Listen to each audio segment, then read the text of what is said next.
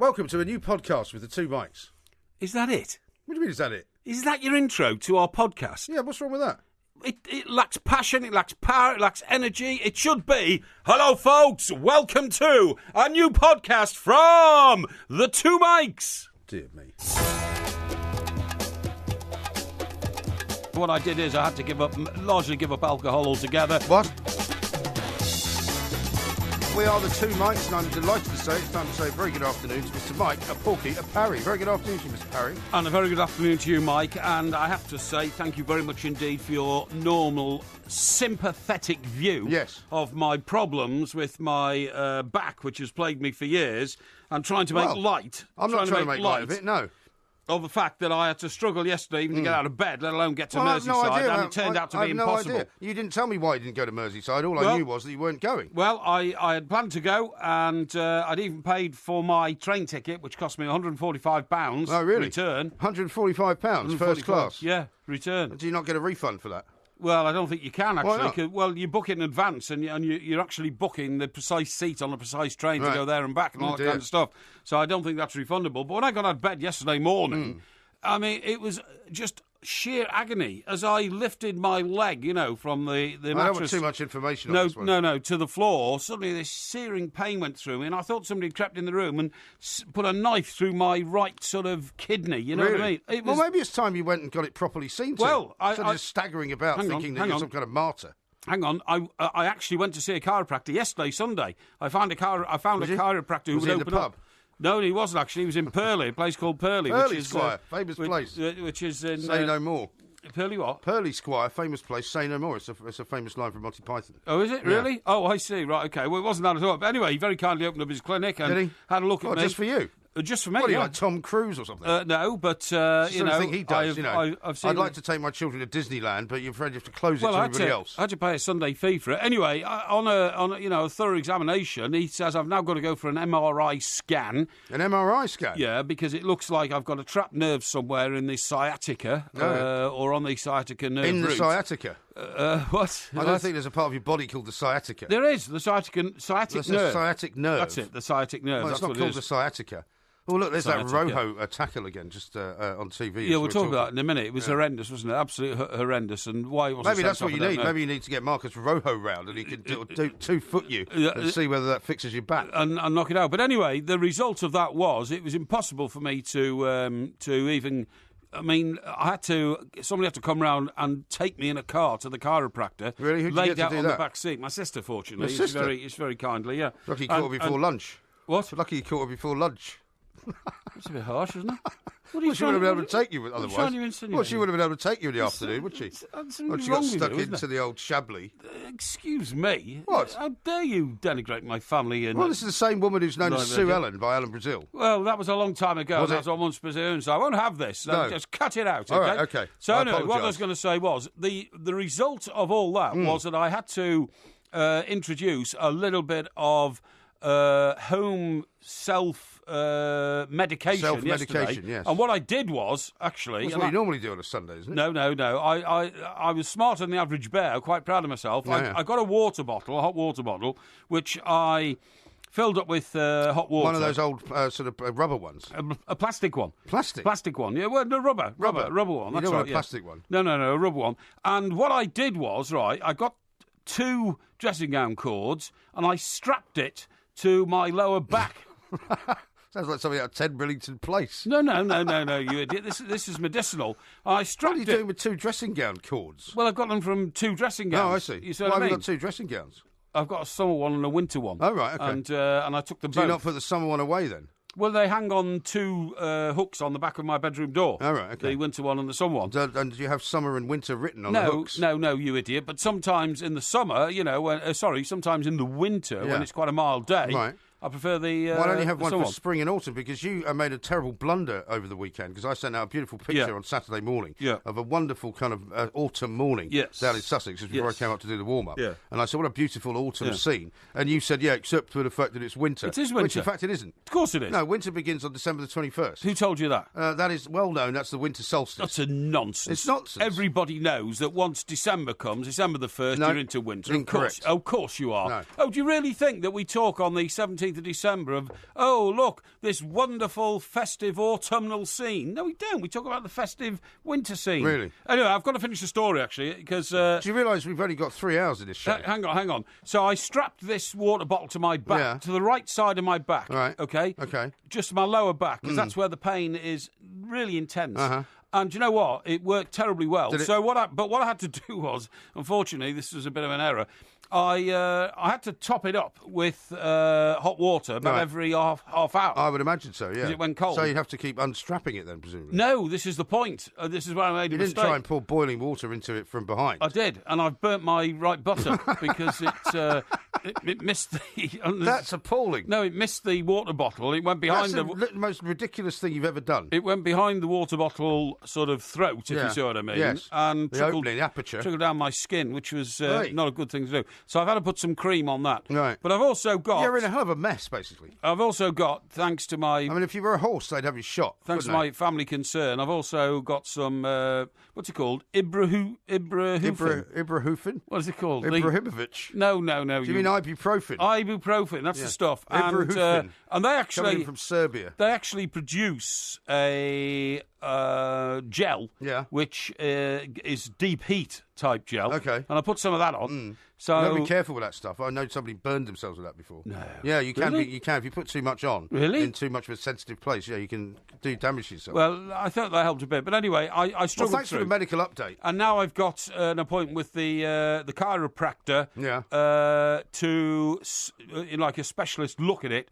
To get myself off for the MRI scan. Do you know how much an MRI scan costs? I've no idea. It can be £1,300. Really? Well, that's what the last one cost me, and I had one before. Are you getting it done privately? Well, I'll have to, because otherwise you might wait. If you wait about 2 years, by which time you'll be dead. Probably not 2 years, but you could wait like a few months and all that, so I need to get it done. Julia sent you something very sympathetic. Oh, yes? She said, Porky, you need to bathe in Himalayan salt. Himalayan salt, that wonders sounds good. for aching muscles. Well, thank you very much indeed. She says I should have more sympathy for you. But as a consequence, of course, I couldn't get it to Goodison. I was extremely disappointed by that, because it was a terrific sort of event. Yeah. The game itself, which we'll discuss in more detail. Well, I mean, the good news for Everton, of course, is that because you didn't go, they didn't lose. Well, because had you gone, they probably would have lost. No, that's not the case at all. But I just simply could not have seen myself sitting on a train for 2.25 hours there and back, and then sitting for 2 hours during. I couldn't sit down at all. It would have been very cold at the game as well. How about this from Bolo? I've just driven from Bournemouth to Weston-super-Mare. That's 90 minutes, and then Liverpool is the M5, M6 all the way. Porky's brain is scrambled. No. I think, look, if there's a Liverpool fan out there, I would love to know how you got back from Bournemouth yesterday. Well, here's please. another one from Al, who says M27, M3, A34, M40, M5, M6, by far the quickest except at rush hour. Thank you very much. The A34 Thank you very much. So exactly. So that's my route, okay? So Liverpool fans out there, I'm sorry to have to intrude on private grief, and by the way, I have some empathy with you. I was there when we were 3-1 up, and we drew 3-3 in a 94th minute equaliser from Bournemouth. There's a bit of Fergie time down there, don't they? They had 5 minutes yesterday. No, but hang on. They didn't just get back from 3-1 to 3-3, they lost 4-3. No, but I'm talking about you're saying you had 4 minutes of extra injury time, right? Yeah. They had 5 minutes yesterday. Yeah. But what an incredible game. And wasn't Jurgen Klopp very classy about the whole thing, didn't you think? He was measured. I know you find it difficult to praise Jurgen Klopp because you're an Everton fan. No, I don't. But I thought he was very classy. He said they deserve to win. He said it's a very fantastic story. He says, unfortunately, we're part of the wrong end of it. Yes. And he says, and when they said, well, how much is this going to cost you? He said 3 points, no more. Yeah. I thought he was brilliant. I think what he realises is that this season, probably, Liverpool haven't got a defence strong enough to win them the Premier League, because you contrast that game. Well, they haven't got a decent goalkeeper, have they? No, well, this is the point. That's what everyone talks about. Absolutely. And you contrast time, by the way. Contrast that game with the City-Chelsea game, which was magnificent, by the way, wasn't it? I couldn't believe Chelsea was so good, to be honest.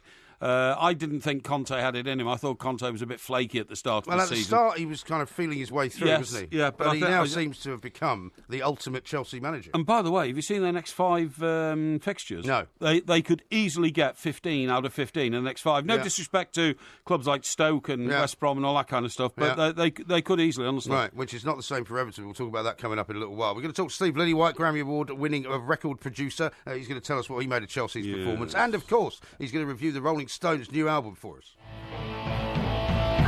I'm blue on all songs,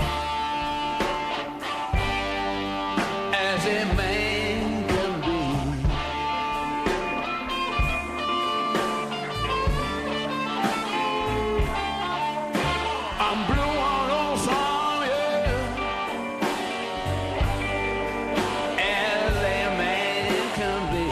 sound any better to you today? I have to say, that sounds quite impressive in terms of its tone and its resonance and that kind of stuff. It sounds better, yeah. But because when I played it to you on Saturday, you didn't like it.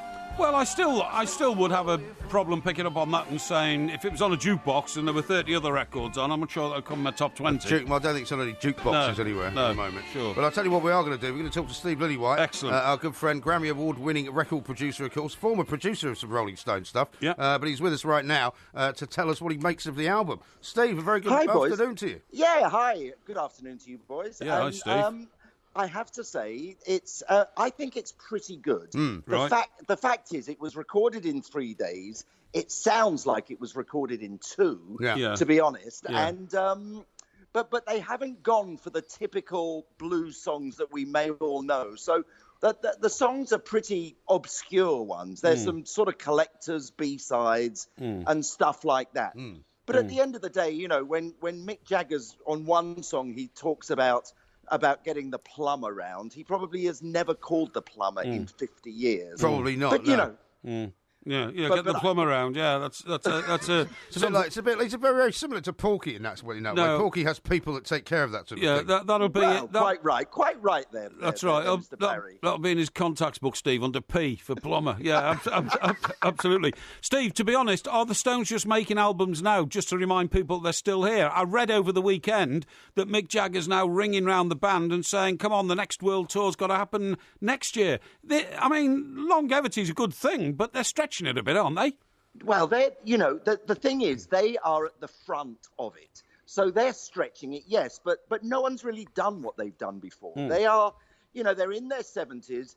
They still play without a ton of background musicians and backing tracks and stuff like that. So they're actually doing what they do. They haven't really changed that much. So they the fact that they're the first ones pushing the envelope, I think it's okay. Yeah, and also coming back to this new album, I mean, it's when you say sounds like it's been done in 2 days. That's probably a good thing for them, isn't it? Because there isn't a lot of overproduction. It's just kind of them playing the blues. Exactly, and that's what they started out as. And when people say it's them paying tribute to what to the artist they did, it's actually them paying tribute to themselves. Right. To early Stones. But, that's okay. That they're a British institution now. They've lasted longer than anyone else. And they play really well still. Now, the question is anybody going to buy it? And if so, who is going to buy it? Because obviously, I might buy it because I'm old enough to remember the Rolling Stones when they were really good. But I'm not sure that my daughter's going to buy it. No. Well, you're right. I mean, half the population will think it sounds exactly like, unlistenable, really, because no women will buy that album. So you're talking about men, and maybe some people will get it, but it's everyone now they might listen to it on Spotify or one of the streaming services, but there's no real need to go out and buy a Rolling Stones album anymore. No. I don't think, especially something like this. It's nice, but carry on. Sorry, I totally agree with what you've just said, actually. You said on Saturday that nobody would buy it. I did. I don't think they will. But the point you made, Steve, that you remember when Mick Jagger said, "I don't want to be standing on a stage singing songs when I'm 40." I mean, we didn't have pop groups until the 60s, and nobody literally knew how long they were going to last. In fact, George Harrison's famous quote was, "I hope we last long enough for me to raise enough money to buy my girlfriend a hairdresser's shop." Nobody knew how long they were going to last. And in fact, now the problem is none of them know when to stop. Well, that could be it. But, who are we to say you can't do it? It's a free marketplace, and if people want to, people and of course they're fans. Well, there's Steve. plenty of people who think that you shouldn't be sitting there at the age that you've reached, telling people when they should retire, because people might start telling you to retire. I totally agree with you. And the thing is, Steve, they've got the wealthiest fans in the world because the kids who are following the new groups today, well, they're making their way in life. But people who are following the Stones these days, they've run the course. They've got their detached houses in Berkshire. Exactly, and they really don't care. They'll spend £200 on a ticket to go and see them. Absolutely. look, it's a free market, and if the Stones can get that sort of money, good luck to them. Yeah. They've got many grandchildren to look after. They certainly have. Absolutely right. And now, even before children. Yeah. Yes. Now, before we talk about Adele, because everyone will talk about that as well. Let's talk about Chelsea. Yeah. Because what a performance! What a performance on Saturday. I mean, they went into the game. I mean, I had a feeling they might win, but I mean, they were just brilliant, weren't they? They were fantastic. I think, it's funny. Everything Conte does seems to be working. It's like he played Fabregas instead of Matic. So Fabregas plays the inch-perfect pass to Diego Costa, who slots in the first goal. Whereas if you look at Mourinho, he does exactly the opposite. Yeah. He puts on Fellaini and disaster. The penalty, and disaster. It's just like, Mourinho's negative energy almost is bringing Manchester United down, whereas Conte's positive energy is riding this Chelsea wave that seems to be going so well at the moment. Steve, we were just talking. Your next 5 games are against teams which are below 9th in the Premier League. You've got Stoke and teams like that. No disrespect to them, but on the roll that Chelsea are on, they could easily pick up 15. I misread Conte. They haven't got another Everton game, because that would be good too. No, I misread Conte at the start of the season. I thought he's a bit of a flake. He was, he was here, there, he was everywhere. But he's now hit a rhythm. Well, I think his kahunas are fantastic because to change the system is, it was really, really huge. I understand, those are very big decisions. These are, this is something Mourinho never did. So I'm very, very happy. So are you casting a weather eye up to Old Trafford and having a wry smile on your face then? Is that what you're absolutely. And then when I see Spurs are going there next week, I think Spurs. Well, I noticed on watching United Everton yesterday, it just looked like a lower class. I mean, no offense, Paul. No, you're right. It was a slightly lower class of football than Man City against Chelsea. Oh, it was. I mean, look, it was a. Well, that's because Everton are a long ball team, according to Jose Mourinho. Yeah, exactly. Man City Chelsea was a masterclass. It was really was for any football fan would have sat there and been very, very happy with what they'd seen for 90 minutes. Whereas, as an Everton fan, of course, I watch it with great trepidation. 3 of our 4 back 4 are over the age of 31, and it needs an awful lot of rebuilding.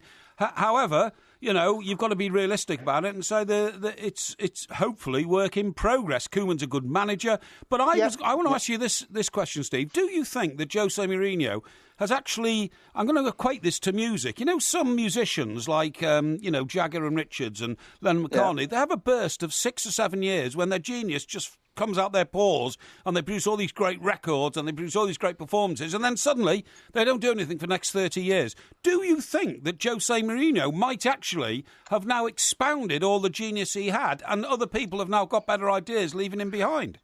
No, you're absolutely right. And more than that, I don't think, he has never had a team that plays great football. He's had a team that wins football games, but there are now these new managers, and I think Guardiola is also a great manager, and the Bournemouth kid, how great were Bournemouth and fast attacking play. That was a great game to watch. Sure. Bournemouth-Liverpool. Sure. I think Mourinho's old-fashioned. And, as a music person, that's the thing that you absolutely dread more than anything. Absolutely. But he's now saying, of course, that when he was playing games that he won and playing them in a way that people didn't like, he was criticised for that. Now he's saying people are criticising him because they're playing quite good football and not winning. And does he not have a point there? No, because they're not they're playing quite good football. They're not playing very fast attacking football. They're not, I don't think he's got the right anymore to speak about other teams like he does, accusing Everton of being a long ball team. I think now that he's not the top dog in this country, when he was top dog, he could, even though it was very arrogant, go around, saying Arsene Wenger's a serial loser and all that. But now that he's struggling to establish himself amongst people who are doing better than him, he shouldn't pursue that line of conversation. Yeah, no, you're absolutely right. You're absolutely right. But Steve, we're out of time, I'm afraid, once again. We're going to have to get you back on again soon. Indeed. And if Chelsea keep marching on like this, I'm sure it might be as soon as next week. It would be. Steve, thank you. Thank you very much for joining us. Steve, thank you very much indeed. Good to speak to you, boys. Take it easy. Steve Lillywhite there, calling us from his Erie out in Southeast Asia. We'll be speaking to him again, I'm sure, very, very soon. We've got lots more to do. Graham Poll's coming up in a little while to tell us about some of those horrendous, rather agricultural challenges that were made over the course of the weekend. And, of course, it's Postman Pork, so I hope you got your mailbag ready. Because, Postman Pork. Yeah, you don't have to sing it now. Pork. This is Talk Sport. Eats his chips with just a fork.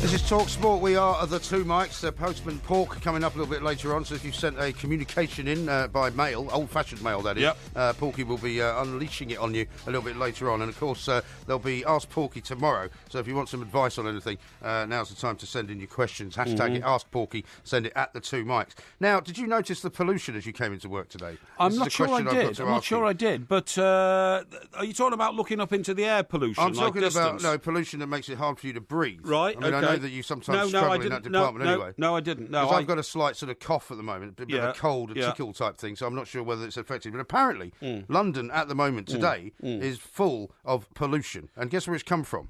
Is it Paris? No, that's right. It comes from France. Yeah, and what's happened? How's it got here? Well, like winds blowing it over? I presume it's come in... Yeah, it hasn't come by Federal Express, has it? No, but why does Paris have a particular pollution problem? I thought that was the land of the baguette and all that kind of stuff. Well, it is the land of the baguette. Yeah. But, I mean, there's plenty of baguettes on sale here. I don't sure. The number of baguettes well, what I mean is, you've got to remember that France is a bigger country than we are. It's got lots of acreage. It's got lots of fields where cows roam and all that kind of stuff. So you would imagine the air that circulates around a metropolis like Paris has plenty of land to dissipate in. Well, it's all to do with the various currents of air that are going around, because apparently come Tuesday or Wednesday of this week, we'll have an Atlantic sort of blast coming through, which comes obviously from the west. It's going to be quite warm this week, It's warming up, yeah. As warm as Athens, even though it's Well, it's warming up, winter. but at the moment we've got this air coming from Europe, which is basically very cloggy and very sort of full of nasty things, apparently. Because on top of that, we're being told that 4 major cities, including Paris, and I want you to be aware of this, even though your car is not a diesel car, are going to absolutely and utterly outlaw all diesel vehicles within the next 10 years. Yeah, and once again, of course, we've all been foolishly caught by Gordon Brown's instruction, really, to turn to diesel because, I'm going to make it cheaper for you and it's more efficient and it spews out, for want of a better word, less grit into the air. Less grit. Well, apparently it doesn't. It spews out more. Well, this stuff called PM 2.5, particulate pollution. Yeah, exactly. It's the stuff that they photographed from the air, where you can see this horrible big cloud, right? And it says that, and this may affect you, adults and children with lung problems and adults with heart problems who experience symptoms should consider reducing strenuous physical activity, particularly outdoors. It's not good. So you need to walk slower, and you need to not do anything too drastic. I haven't noticed it. Despite my chronic sciatica problem yesterday, I managed to walk a mile on the North Downs. Did you? After being driven there, because... Well, how can you have anything wrong with you then? Well, you don't understand it. You don't understand another exaggeration. No, it's not exaggeration. You do have to try and exercise the sciatic nerve, and you do have to try and keep your feet going. The only problem was that towards the end of the first mile, I only walked a mile, I started getting terrible pins and needles in my right leg, which is a classic symptom of the fact you've got a trapped nerve. Maybe you have to have it off. No, won't have to, and I'm not going to, respond to idiotic things like that.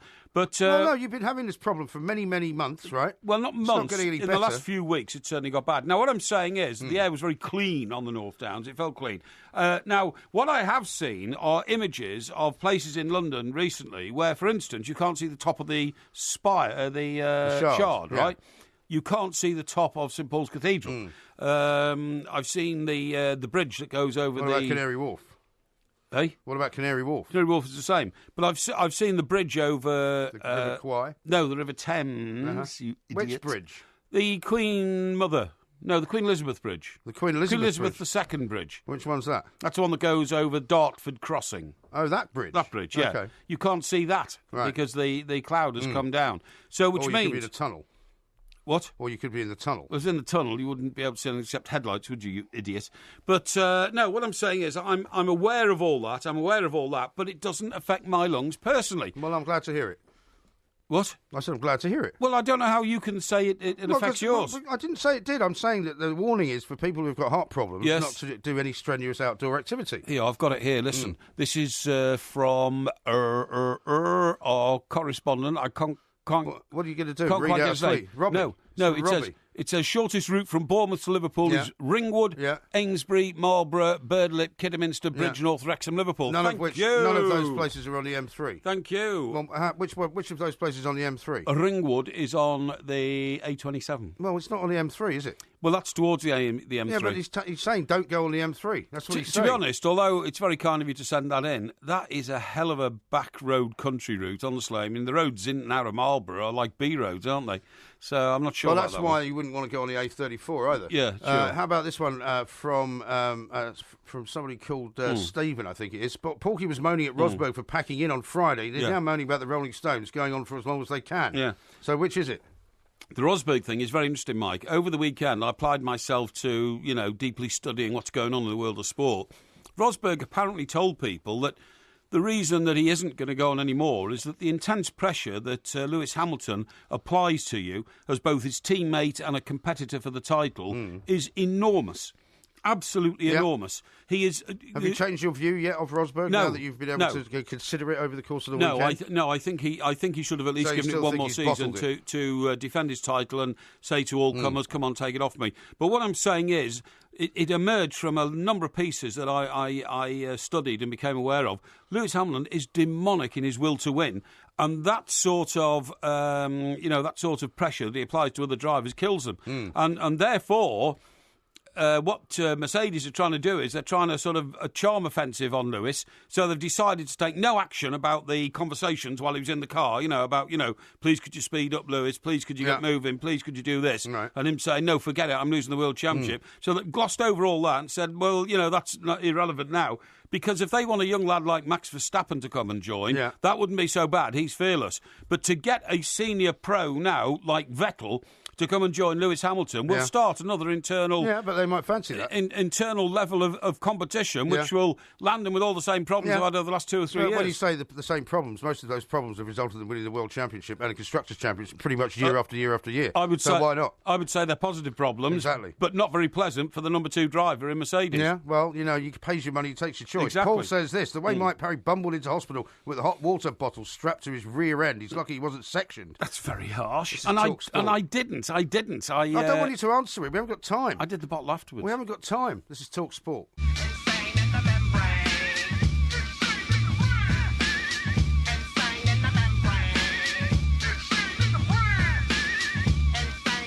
This is Talk Sport. We are the two Mikes. Postman Paul coming up a little bit later on. Got a great one here from Pete after some of the shenanigans over the weekend. Yeah. He says, I've taken the Talk Sport podcast boffins out of the loop by listening live. Oh. Which is, excellent. You can't say fairer than that, really. Very good thing to do. Now, there were some incredible challenges over the course of the weekend. You, of course, were upset about Ibrahimovic. Some people were upset about Gareth Barry. Yeah. More people were upset about what happened with Sergio Aguero as well. Let's talk to Graham Poll now to find out from him, in his experience as a former Premier League referee, what is going on out there. Graham, a very good afternoon to you. Afternoon, Mike, or Mike, sir. Now, I mean, I don't know whether there's some sort of new, performance-enhancing, I'm not going to say drugs, obviously, performance-enhancing sort of materials have been unleashed on some of these players, but they're getting very agricultural with their challenges, aren't they? Well, they're certainly from the weekend, the evidence would point to that, but what you've got to do is look perhaps at some causes that led to those situations happening. You've got, clearly Aguero was blocked out when possibly an on goal by David Luiz in the first half of that match. And with the history those two players have got with each other, which a referee should be aware of, you then see Aguero go steaming in. Maybe something could have been done earlier to calm him down, possibly if the free kick had been given, and either a yellow or red, depends on your opinion, had been given to Luiz when he blocked him off. Maybe Aguero wouldn't have made that tackle, but... having said that, you're trying to find mitigation for what was a horrendous challenge. Right. To be honest, Graham, I thought that Aguero was really voicing his frustration at the performance of his team rather than, specifically what the official had done. Whereas on the other one, on the Everton one, after Gareth Barry didn't get booked for what I think you've already called a late reckless tackle on Ibrahimovic, well then the Manchester United players started to take the law into their own hands, and Rojo was guilty of a horrendous misapplication of the law. And there's no, at least Aguero was sent off, and Anthony Taylor, I thought, apart from he missed the Fabregas slap, dealt with that melee, that big situation, which are very hard to deal with. Indeed. He dealt with that very, very well. Yeah, I was going to ask you about the Fabregas slap, actually. Is there anything likely to happen to him in retrospect, or can that not happen because one player was sent off? I think because he was cautioned, he was shown the yellow card. I think because that was done, I'm not sure they can then upgrade that to a red, because normally they're like re-refereeing situations. But hey, with the FA disciplinary, you never know. What was good to see was the way that Anthony stood. He watched calmly. I think Mike Dean was the fourth official who moved down the touchline and monitored as well. And between them, they picked up all the culprits of the worst offences. Okay, Fabregas should have probably got red instead of yellow, but the others were dealt with properly, and that's what you want to see if that kind of incident happens. Yeah. What we saw, as Porky's just referred to, at Goodison was quite the opposite of that, and I was surprised. Michael Oliver was superb last weekend with the Chelsea-Tottenham game. He was really, really on top form, and then you see him coming to this game, you think, oh, good, at least we've got a good referee on it. Yeah. And the first opportunity, very, very simple yellow card for Gareth Barry, the most cautioned player in Premier League history. Not that affects us, but hey, that's right. It's an easy yellow card. I know it's early in the game, but it's still a clear caution. So once you don't do that, the players start to look at it thinking it's one of those easy afternoons, we can do what we want. Well, that's going to be my next question to you, Graham. Once the players see that actually this guy's not clamping down on anything this afternoon, let's get it stuck in. But then it's nevertheless a footballer's mentality is not to go around breaking a fellow professional's legs, and that in itself, must be an independent way to look at it. You could have finished this man's career, and that amazes me. The Rojo challenge, particularly. It was incredible. They both just got up and walked away. That's what I'm saying. But Graham, you've mixed with professional footballers all your life. Surely they don't want to go around, finishing off each other's careers. I don't think they do, and I don't think that that was what Marcus Rojo was thinking about when he dived 2-footed off the ground. He's pointing at the ball. We all know it's a red card challenge. That's absolutely clear. What I can't work out, okay, if Michael Oliver hasn't got the best view of that, I think he had a good enough view. You see him take off. His assistant, who's looking side on, must be able to help. Sure. Must be able to say, "Cool, Mike," because it's not difficult. It's not a hard decision. It's one of those that you just go. If we have time in look at Dele Alli, I can talk you through how difficult some decisions are. Yeah. But on this one, this is straightforward, and they have to get these right, because these tackles can, as you've said, can end careers, and that's why they've always got to be sent off. And I think the FA should be looking at that kind of tackle and saying, right, we need to give a 4-match ban, a 5-match ban, whatever. That needs to be applied. So say to players, do not make those tackles. From the referee's perspective, Graham, is there a thought, as there sometimes is, as far as we know, if it's a big game and there is a bit of needle going on, and you've seen the Gareth Barry incident, then you see the Rojo incident, is it then that he hopes the referee just says to himself, well, hopefully that'll be the end of it, and he doesn't really want to send anybody off too early in the game? I think if that's the case, that's incredibly naive. What you do is you go into a game, a big game, with a game plan. You're either going in to say, right, I'm going to be nice and casual, nice and relaxed, give the game a chance to breathe so it develops. We're not going to be fussy. I'm not going to book everyone that moves. But if that's your plan and something happens in the first 5 minutes, which means that plan is clearly wrong, you need to be good enough to see that and change it. You get very strong for 10, 15, 20 minutes maybe to calm all the players down, to get it back under control, and then you say, all right, boys, I've had my 20 minutes, now you have to go back, and you start to release that pressure valve off again and see if the players respond. That is what good quality refereeing is. That's the kind of stuff that you'll see from a very few referees, and unfortunately, less and less nowadays in the Premier League. We've not got that many good ones. Yeah, indeed. And what about the Ibrahimovic incidents, which were after the fact as well, where he's kind of rolling around, he's certainly foot is making contact with the head of the other player. Is that something the referees decided either he didn't see it, or it's easier to see in slow motion, or what? I think it's one of those, you just said it. If you see that at full speed, there's bodies colliding, Coleman's got his arm around and pulling him down, the bodies then go together, they're scrambling. I think we're guessing if we're saying at full speed one time only, he meant to do that. And referees aren't in the guessing game. They have to go for what's definite, and therefore, benefit of the doubt had to go to Ibrahimovic. Now, it might be, with video replays and everything else, that the FA disciplinary committee go, do you know what? We think that is deliberate and we're going to charge him for it. That might happen. Given that Man United are under a lot of pressure at the moment, obviously we've got their lovely Mr. Mourinho in front of their beak every other week.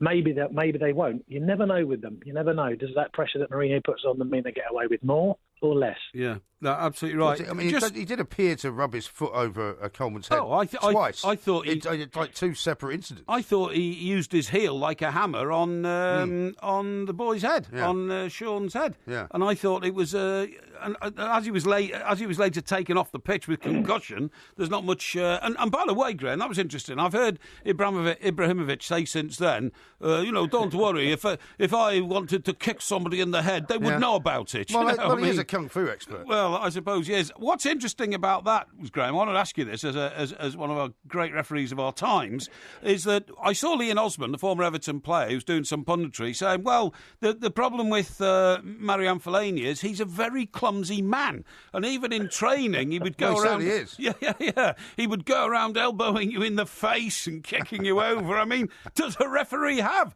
a category marked, don't book him, he's just clumsy? No.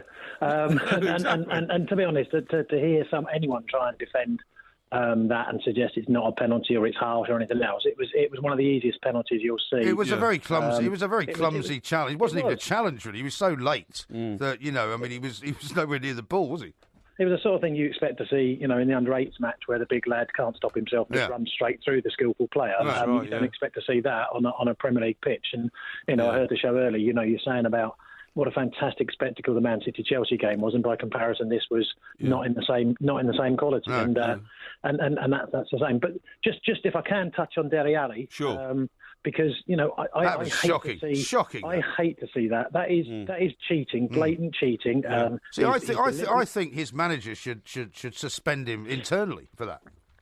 Well, as Pochettino's admitted post-match, they used to do it in training in Argentina, so that's kind of part and parcel of the game. And I guess he looks at it in the light of, well, we'll have penalties given against us for dives, and therefore if we get some for dives, it kind of levels up. Well, that's like accepting and saying, well, let's let all drug cheats in the Olympics, and whoever got the best drugs will win. Exactly. It's not right. It's cheating. There's no point dressing it up. And for me, the FA could look at that, say, right, retrospectively, we're going to do anyone that we nosedived. There's a 3-match ban. We can't affect the result because that's football. But Delhi, you're not playing for the next 3 matches, and maybe next time you'll think a bit better about dive. Yeah, sure. And it wouldn't take many of those suspensions to actually get it sorted, because for the referee on the pitch live, very, very difficult to pick that up. No, I think you're absolutely right. Graham, we're out of time, unfortunately. Thank you very much indeed. Graham Poll there. Lots to talk about from this weekend. There's another game, of course, tonight in the Premier League, Middlesbrough against Hull. Indeed. This is TalkSport.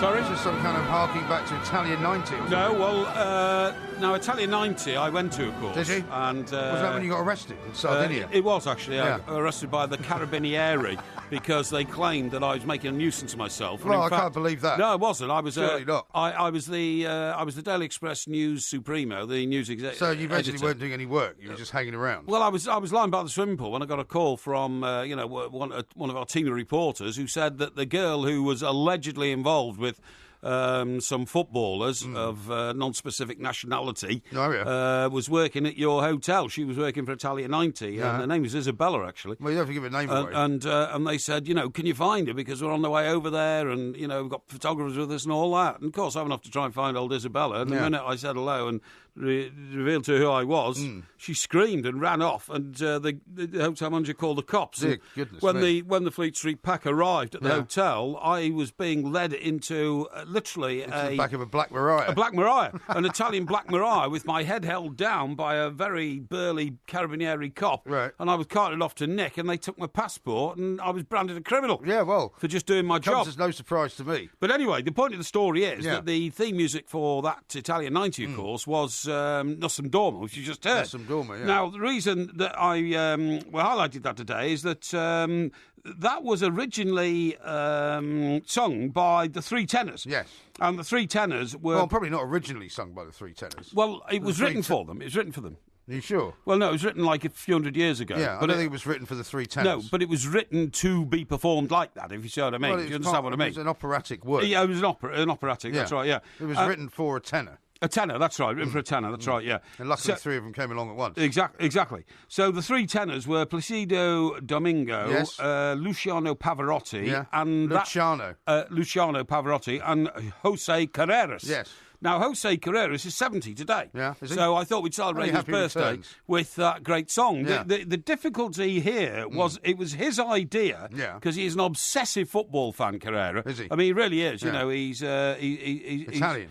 Huge fan of the Italian game. Yeah. Not quite sure which team he supports. Probably Milano, because, of course, that's where the world-famous Milano singing place is. What's it called? Famous Milano El singing Scala. place. El Scala? La Scala. La Scala, that's right, yeah.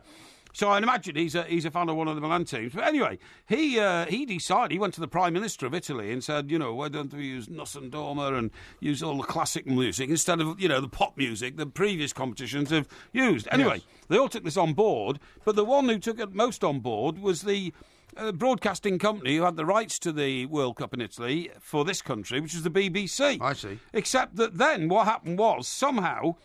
not Jose Carreras, but Luciano Pavarotti, one of the three tenors, was then employed to sing a solo version of Nossum Dorma, even though it was allegedly Jose Carreras' idea. And of course, the Luciano Pavarotti version became a worldwide mega hit and the symbol, even to this day, of that World Cup. Yeah, right. I mean, poor old... So, poor old Jose. So we got all this way round to get that. Lost out. Poor old Jose Carreras. I don't think he's poor old Jose Carreras at all. Well, I mean... He's a very, very successful recording artist in his own right. And by the way, I can reveal that you're absolutely right. The original Nossum Dorma was written by Puccini. That's right. Yeah, exactly. Yeah. He was How long ago? About 200 years ago, I think. And he was a piano player, wasn't he? Puccini, wasn't he? Well, I'm sure he played the piano. Yeah, that's what I mean. I don't think you've known him as a piano player. Yes. He was a composer, wasn't he? Well, he's a composer, yeah, that's right. Yeah. I mean, composer and piano player. Piano player. But I thought that was you described Elton John as a piano player the other day. What'd you say? You described Elton John as a piano player the other day. Well, he wrote a song called "Don't Shoot Me." No, he wrote an LP called "Don't Shoot Me." I'm the piano player. So he called himself a piano player. So I see no reason why I should. Yeah, Bolo says this at the two mics. He says, with those directions that Porky's given out, is he related to Mark Thatcher? That's very funny. Charles says, I would like Porky's voice on my sat-nav. You won't get there quickly, but you'll see parts of the country that you've never seen before. Yeah, you get the scenic route. A couple of bits of advice for you about your back from Hells. He says, see a physio, Mike. I did when I had a crushed disc. After 4 times, it improved, and I've had no pain since. Well, that's very good advice. So maybe a chiropractor's not what you need. You need a physio, right? Physio, maybe. And here's one from Laura, who says, I feel sorry for Porky. Having a bad back with nerve pain is very painful. It certainly Get is. better soon. Please, thank you.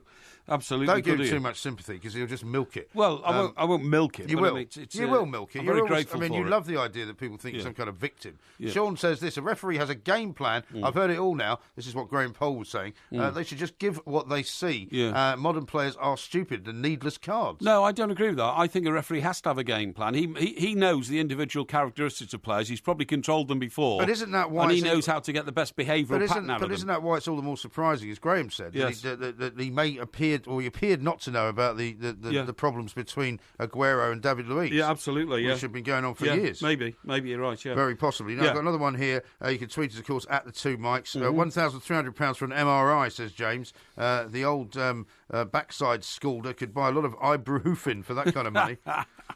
That's a bit harsh, isn't it? Yeah, well, you know. When are you going to get this MRI anyway? Is it going to interfere with our working together? Well, I don't know. Incidentally, I tell you what else I've discovered. Whenever the 13th is, so what's the date today? December the 5th, isn't it? Yeah, what's the problem? Somebody's just texted in that Jose Carreras is actually Spanish. Oh, Spanish, isn't he? That's right. So he doesn't support Italy at all. Oh, exactly. So he's not from Milan. He's not from Milan. He's almost certainly. He spent a lot of time in Milan. He's almost certainly a Real Madrid fan. How do you know that? Well, I don't know. He might be a Barcelona fan, but he's clearly a fan of Spanish football. Could be Valencia. He would support. Valencia could be. He might even support Sevilla. I don't think there is a famous opera house in Spain, is there? In Madrid? I'm probably sure there is. Must be one, but it's not as famous as La Scala. I've been to La Scala. Have you? Yeah. Did you go to see an opera there? No, I went to do a live broadcast from the front door. What, you mean outside? Yes, that's right. So you haven't been inside? Well, yeah, I have actually. I went and had a look inside. You had a look inside? Yeah, I did, yeah. It was brilliant. Well, you haven't, but I mean, it doesn't count as having been to La Scala. It was if you say I've been to La Scala, it means I've been to see, the Marriage of Figaro there or something. It was when Manchester United were playing, which one was it? It was AC Milan in the semi-final of the Champions League. Here's another one from Jay. Jose Carreras is from Barcelona. Jose Carreras, Barcelona. There you go. So you got it. First of all, you got it wrong saying he was Italian. And you got it wrong saying he was a Real Madrid fan. No, not at all. I think more than likely he's a Barcelona fan. Well, is Pavarotti Italian? Pavarotti is Italian, but he's also not around anymore. No, exactly. Of course he's not. No. Well, that's all sorted itself out now. So hang on, the third guy. Who was he? Placido Domingo. Placido Domingo. What nationality is he? I think he's Spanish as well. Spanish. It sounds a bit Spanish. Yeah, absolutely. How about this from Andy? You forgot the best action of the weekend, Mike. Two Preston players fighting with each other at Hillsborough. Yeah, they did. Yeah. Did you see that? They both got sent off, and it was very reminiscent of remember the tussle between two Newcastle players. Yes. Lee. What, from the same side? Yeah. Lee. I do remember that. Yeah. Lee and whoever it was. Yeah, but they had a Lee go at each other. It wasn't Luar. No, but everyone will remember, don't worry. Right, now then, what I was going to say to you was, on the situation regarding the World Cup and the theme music and all that. Yeah. When you say Italia 90. Italia 90, that's right, yeah. Have you had any thought, because this was put to me over the weekend, what the music to Russia 2018 is going to sound like? I would think they'll use something Russian, won't you? But I'm going to say Russian music is so distinct, so specific, and so different that it will. I suppose it'll be the sort of music you would get if you were watching a bunch of Russian Cossack dancers at London Palladium, skipping across the floor. Hey. Well, Cossack dancing doesn't sound anything like that, no. That sounds more like a Jewish wedding. No, it's not. Wouldn't it be more likely to be sort of Tchaikovsky or something like that? Well, I'm not sure, really. I'm not sure in the modern Russia who's in favour and who isn't, you know what I mean? Yeah. Because depending on the regime within these countries, you can never quite work out who is politically like the poster boy at the moment, you know what I mean? Presumably your contacts in the Kremlin would be able to help you out. My contacts in the Kremlin? I don't have any contacts in the Kremlin, but I mean, I do have people who know what's going on inside Russia. Well, maybe and Putin... They would certainly be able to help me out. Maybe Putin will sort of commission a special piece. Well, I mean, is it down to the host nation or is it down to FIFA? No, it's down to the host nation, in the sense that they would be asked to bring some sort of cultural heritage to the production of the, Well, what will it be in Qatar then? The games. Well, that's very interesting. Is there a national instrument for Qatar? No idea. Don't they have a kind of harp? It's called the petrodollar. The petrodollar, that's right, yeah. Don't they have a kind of harp type thing? A harp? Yeah, I'm sure they do. Yeah, probably. I'm sure I've seen people wondering... Qatari harp. No, similar to the Welsh harp. No. North Circular. No, hang on. Before you get foolish... I've been to Doha, and I've seen... What, inside it or just outside the door? No, you idiot. Doha's a place, and I've been there, and I've eaten out, and you do see people smoking the bubble things. What are they called? The shish. The shisha. But you also see people sitting there playing these little harps. Yeah. It's not like a harp. It's like it's almost like a sort of slide guitar harp. Yeah. Slide guitar harp. Yeah, I've seen them. We'll have to find out an expert on that one. Seen them. Don't worry. This is Talk Sport. Where is my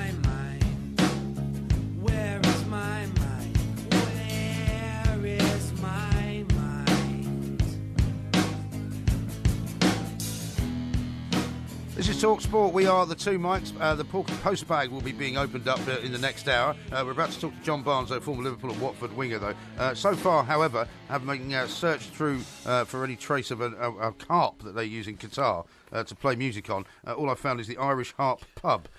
Which is in Doha. That's very funny, which isn't it? you might have been in before. And how about this from Gabrielle, who says, if Parry tries that singing in 2022, he could do a George Harrison cover, While My Qatar Gently Weeps. I love it. Excellent. Which wouldn't be bad. Let's talk to John Barnes and try and get some sense into this show. Indeed. John, a very good afternoon to you. Morning, guys. How you doing? Yeah, very well. Very well. From New York, that's why I said morning. That's okay. No, not great. a problem. Hope you're having a good time over there. It's a good time to do some Christmas. No, I'm back. I'm back. Back in. Oh, you're back. Okay. Well, I mean, what a game at the weekend. I mean, you couldn't really have made that up. You couldn't have predicted it. Funnily enough, at half-time, when Liverpool were 2-0 up, I remember hearing on Talk Sport, one of the betting guys was on, and there was some long odds on a draw, and an even bigger long odds on Bournemouth coming back. What did you make of it all, John? Well, it was an incredible game, and it just showed a little bit of naivety from Liverpool's point of view. Game management wasn't particularly good, but this is the Liverpool that we love. They attack whether they're 3-1 up, 4-0 up, and I think that their game management wasn't particularly good because at 3-1 up, you shouldn't get caught on the counter-attack. You're the one who should keep possession, allow the opposition onto you, rather than just still attacking in numbers, which is what they did. And credit to Bournemouth, but they've done it before against, I think it was your team, wasn't it, Mike? Everton, 2-0 down. It was, yeah. It was ended up 3-3, yeah. That's right, yeah. 3-3. So, so it was a little bit of naivety on Liverpool's part. But I mean, as far as the sort of from the players' perspective, I mean, it did look as though Liverpool kind of just became aside from the bad game management, it seemed as though they just were a bit overwhelmed and they were kind of looking around, going, "How could this have happened?" And you kind of knew that it was going to be 4-3. Well, it's an inexperienced team. I mean, the centre backs look at Matip missing, and defensively we've had our problems anyway. And, of course, a goalkeeping error. But, I just feel that Liverpool, they attack well, they play one way, they get players forward. But there are times when, you have to have a little bit of caution, particularly, if you're 3-1 up. We know the way we play. But at 3-1 up, I think they really should have handled that better. And at 3-1, we've always said, a 2-goal lead is quite precarious because, 3-1 makes 3-2, then anything can happen, which was the case. So why not just see the game out at 3-1 if it means being a little bit cautious and not going forward, gung-ho and scoring another goal? But I think they'll learn from that. Yeah, John, I think it was a reality check for Liverpool fans. I mean, I'm thrilled with the the way Liverpool are playing this season. Are you sure? Yes, I am, because they're entertaining to watch, and we all like watching entertaining football. Obviously, I'm a lifelong Evertonian, and I wish that Everton were making more of a mark on the Premier League. But to see a team sweeping forward, taking all before them is fine. What I think they learnt at Bournemouth is that there is still work to be done on that defence if they can really claim to be challengers for a Premier League title. Well, it wasn't a reality check for me because as much as, I think that people get carried away positively and negatively in football, I said at the start, even I said 2 weeks ago, Liverpool are top of the league, they're playing well. I would still be happy with fourth place even then. Not to say they're not going to finish first, second or third. However, I don't get carried away after 14, 15 games because we're at top of the league. You can still see that we have work to do, as you say. Yeah. And coming into March, I'd much rather see us grind out a 1-0 victory where we don't play particularly well. Because coming into March and April, that's when you may not be playing sparkling football, but can you get a 0-0 draw or can you get a 1-0 win? Yeah. So as much as you're right, for many Liverpool fans, and many of my friends were, thinking about, winning the league, and you can still think about winning the league. Yeah. But, we've had 15 good games. We are where we are, which is a fantastic position to be in. Yeah. But let's not get carried away in thinking that we're one of the favourites for the league. And maybe it's coming a good time for us to then have a bit of a reality check. Also, maybe for the players, maybe for the manager, who knows? Although the manager has been keeping his feet on the ground and not getting carried away, maybe the players all of a sudden felt that, okay, we're going to continue to play this way and win matches. So hopefully it's coming a good time for us. Now, I suppose the big question, which has been troubling an awful lot of people over the last 24 hours or so, is whether or not Loris Karius is the right goalkeeper for Liverpool. Jamie Carragher said he's not good enough. He makes too many mistakes. Is that fair? Or does this guy need to be played more, or do Liverpool need to find somebody else? Well, as to whether he's better than Mignolet, I always felt that the Mignolet got some commanding centre halves as he seems to have had with Matip. They had a better relationship. That could have been okay. Is he better than Mignolet? I don't think necessarily. Mignolet is more used to it, so maybe he should be in the side. So I still think that that's a problem and a position they have to look at. Yeah, because, I mean, to remain in the top four, and as you say, to grind out those kind of results where you win 1-0, you don't want to be worried about the guy in goal, do you? No, but of course the centre-back, Matip, I think, was a big miss as well. And I still believe that, James Milner is fantastic. He's been doing really well. But, I mean, long-term, if you're going to be playing as a left-back in a Champions League team, when you say come March and April, when, Liverpool aren't sparkling and going forward and scoring 4 goals, where you need a solid defence. So I still think in January that's a position they'll have to look at. But listen, where we are now, no one anticipated it. So I'm not getting too depressed or too despondent over the fact that we lost 4-3 from a 3-1, and we're now third. I don't know, 2 points off the top. It's fantastic. Well, to be honest, John, I was at Bournemouth when Everton gave up that 2-goal lead. That was bad enough to 3-3, down to 4-3. Those Liverpool fans must have been suicidal on the way home. John, can I just ask you about another development? On the M5. On the M5. Another development at Liverpool. I was told over the weekend that Steven Gerrard will go to Liverpool in a coaching capacity, but it will be with the under-18s, and that Jurgen Klopp has convinced him not to start sitting on the bench next to him because it'll be too big an elevation into his coaching career too suddenly. Are you supportive of the fact that Steven Gerrard will go back and become part of Liverpool again? Well, first of all, I don't think that Jurgen Klopp had to convince him not to sit on the bench next to him, because it isn't Steven's decision to make. Steven can say, I want to come and sit next to you, and Jurgen Klopp has to convince him otherwise. Jurgen Klopp has, I suppose, I don't know. I've just come back from New York and I'm going by what you've told me. Sure. He said that, there's a position for Steven in the under-18s. If Steven wants to do that, he should do that. Yeah. Obviously, the MK Don thing came up and he felt it wasn't for him. But if Steven feels it's right for him to go into coaching, why not? Yeah. And as to the whole idea of him sitting next to Jurgen Klopp, if Jurgen Klopp wanted him next to him, he would have offered Steven that position, and it'd be up to Steven to take it. So, Steven's he's a Liverpool legend, one of the best players ever for Liverpool, and it's great to have him back.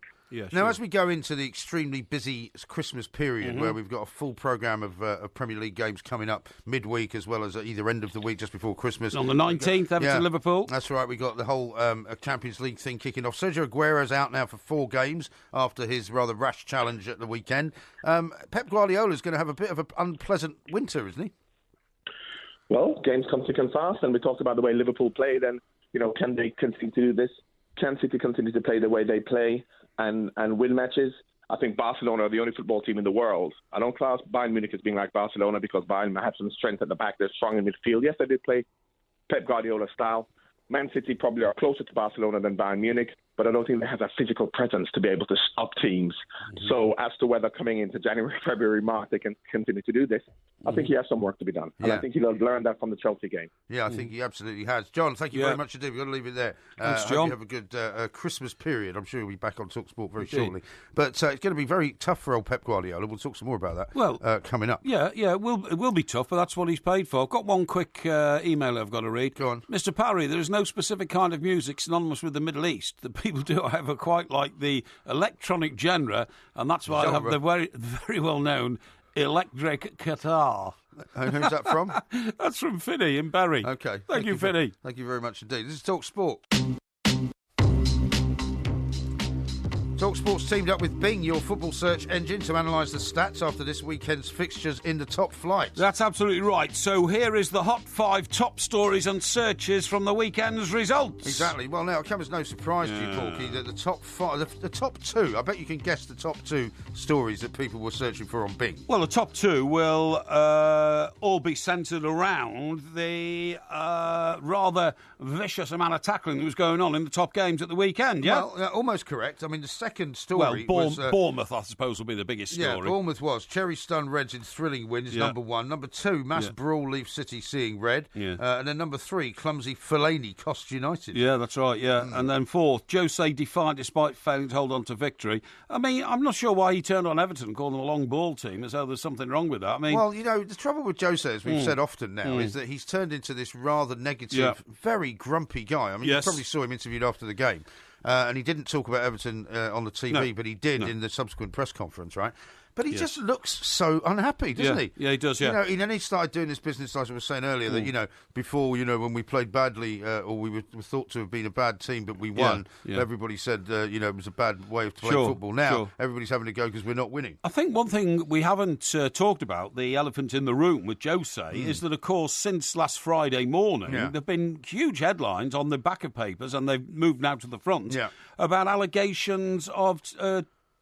tax investigations into Jose's affairs. But this is all in Spain, though. It's all quite a few years ago. By the way, it's not just Spain. It stretches out to, the Virgin Islands, South America. No, but I mean, it was while he was a manager in Spain. Well, to be honest, I didn't read it like that. What I read was an overall report which said during the course of his career in 4 different countries, he's earned £90 million, and it's all subject to investigation. Yeah, but what's being looked at specifically at the moment is related to his time at Real Madrid. Yeah, but anyway, he says that I have nothing to fear. I've declared every penny that I've earned for tax, and I believe him.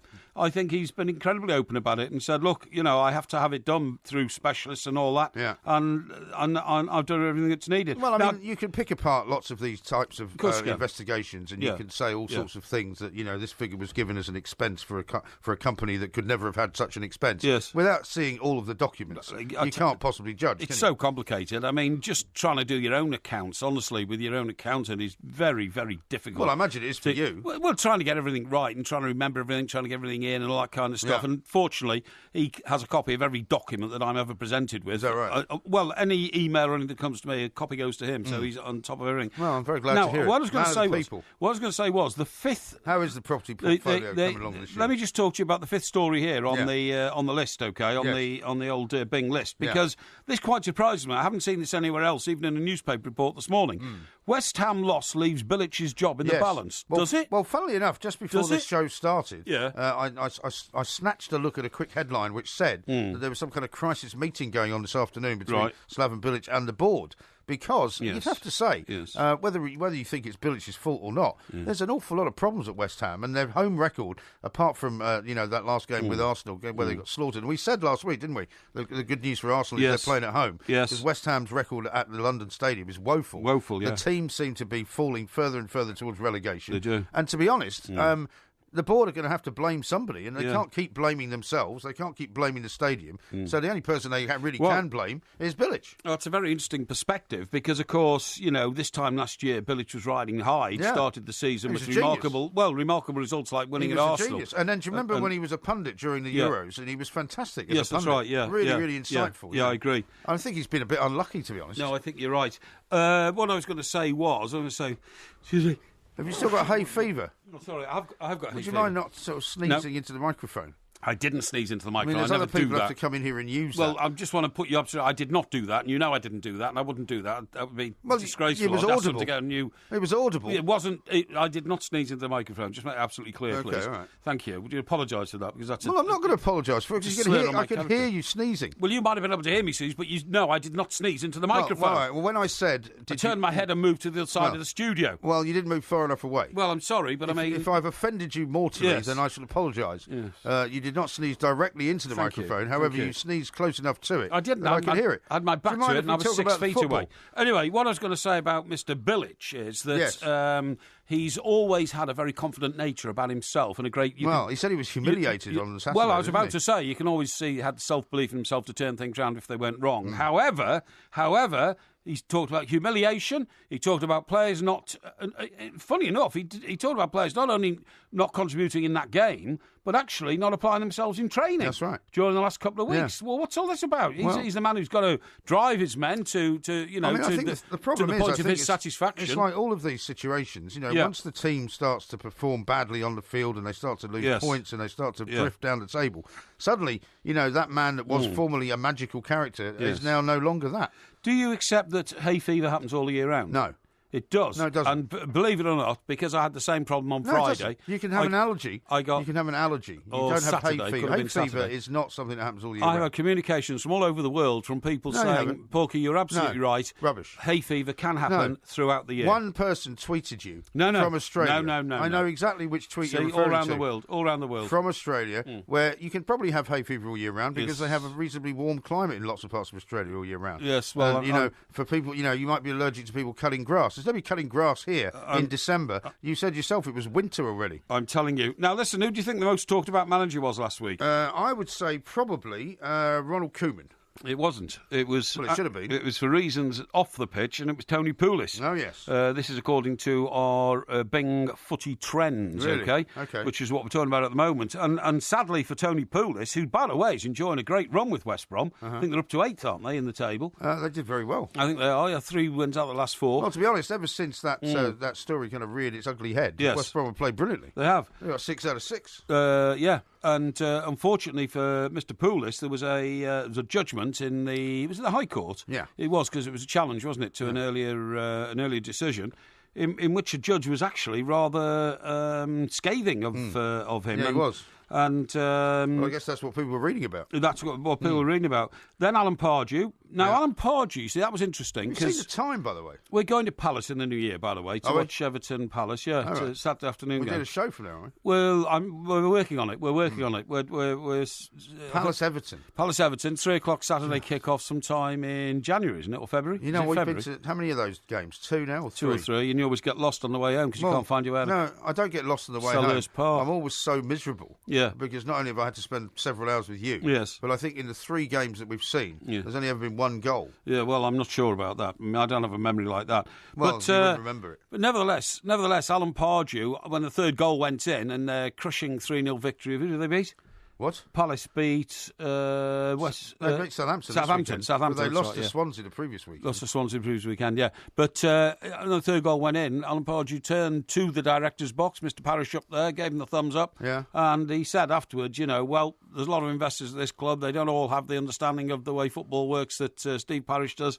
And he thanked him for his support, which I think is a nice way of, describing the way things work there. Yes, absolutely right. Unfortunately, though, when Bing asked people to vote on who they would rank this season's best Premier League manager, Alan Pardew doesn't actually figure. And the one name which floats all the way to the top is Jurgen Klopp. Despite what happened at Bournemouth. So there we are. It is. Lots more for us to do, of course. Coming up in the next hour, it's going to be the Porky's mailbag. Ask a Porkbag Meister. Head over to bingofcourse.com to find out how Bing predicts your team getting on this coming weekend. And try out the Bing Footy Quiz for your chance to win weekly prizes. Indeed.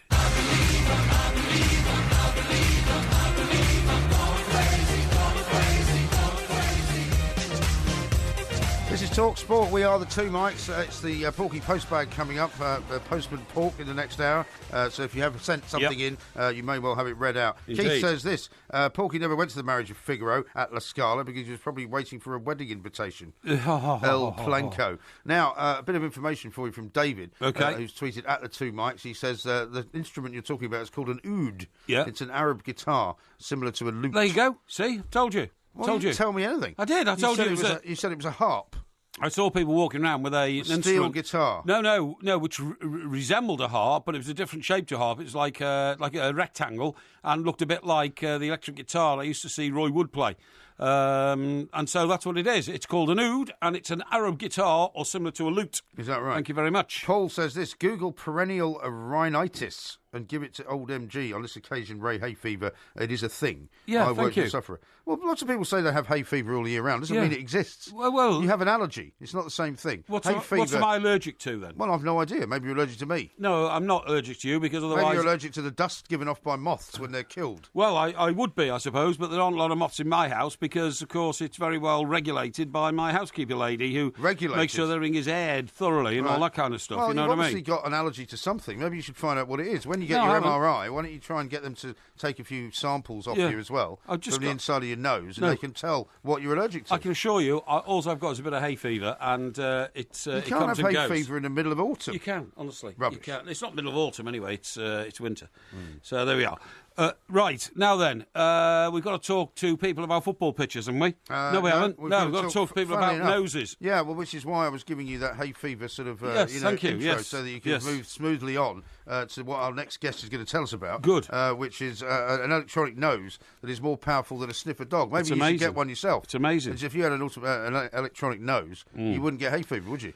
You see, you missed that whole link. Yes. You're not paying attention. No, I am paying attention, just that you keep veering off on a tangent. Yeah. Right. Yeah, it's called a radio show. Let's talk to Matthew Staymates from the National Institute of Standards and Technology. Yeah. Matt, a very good afternoon to you. Hey, thanks for having me, guys. Thanks very no much problem indeed. at all. Now, I know that you're not talking about an electronic human nose, but you're talking about an electronic dog nose here. Tell us about it. Yeah. So this work that we did is really interesting. What we wanted to do was figure out, what is it about the dog that makes it this amazing chemical detector? And there's been lots and lots of studies on what happens inside of the dog's head, right? I call that the hardware. But it's not so much studied what happens outside of the dog. So that's kind of what this was all about. That led us to actually manufacturing with a 3D printer an anatomically correct nose of a dog that sniffs just like a female Labrador Retriever. Now, when you say you could make it anatomically correct, could you also imbue it with a sense of smell? That's tough to do because what we were really interested in is studying how it's controlling the air around it. Now, I guess it's possible to take it to the next level, but mimicking what happens inside of the dog's head would be a really, really difficult thing to overcome. That'd be really challenging. Yeah. As I understand it here, the issue is not taking in the air around you and then it going through some sort of computer match, to be analysed. It's the moment of the sniff, isn't it? Which is what you capture in that split second.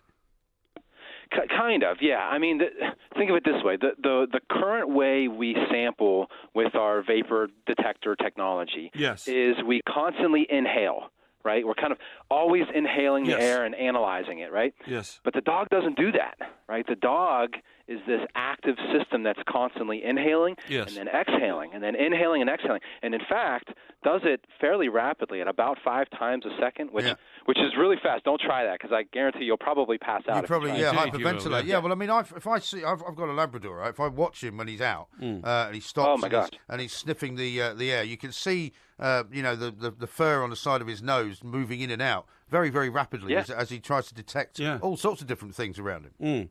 And that's the key. The fact that when he's exhaling, there's a direction in which he's exhaling.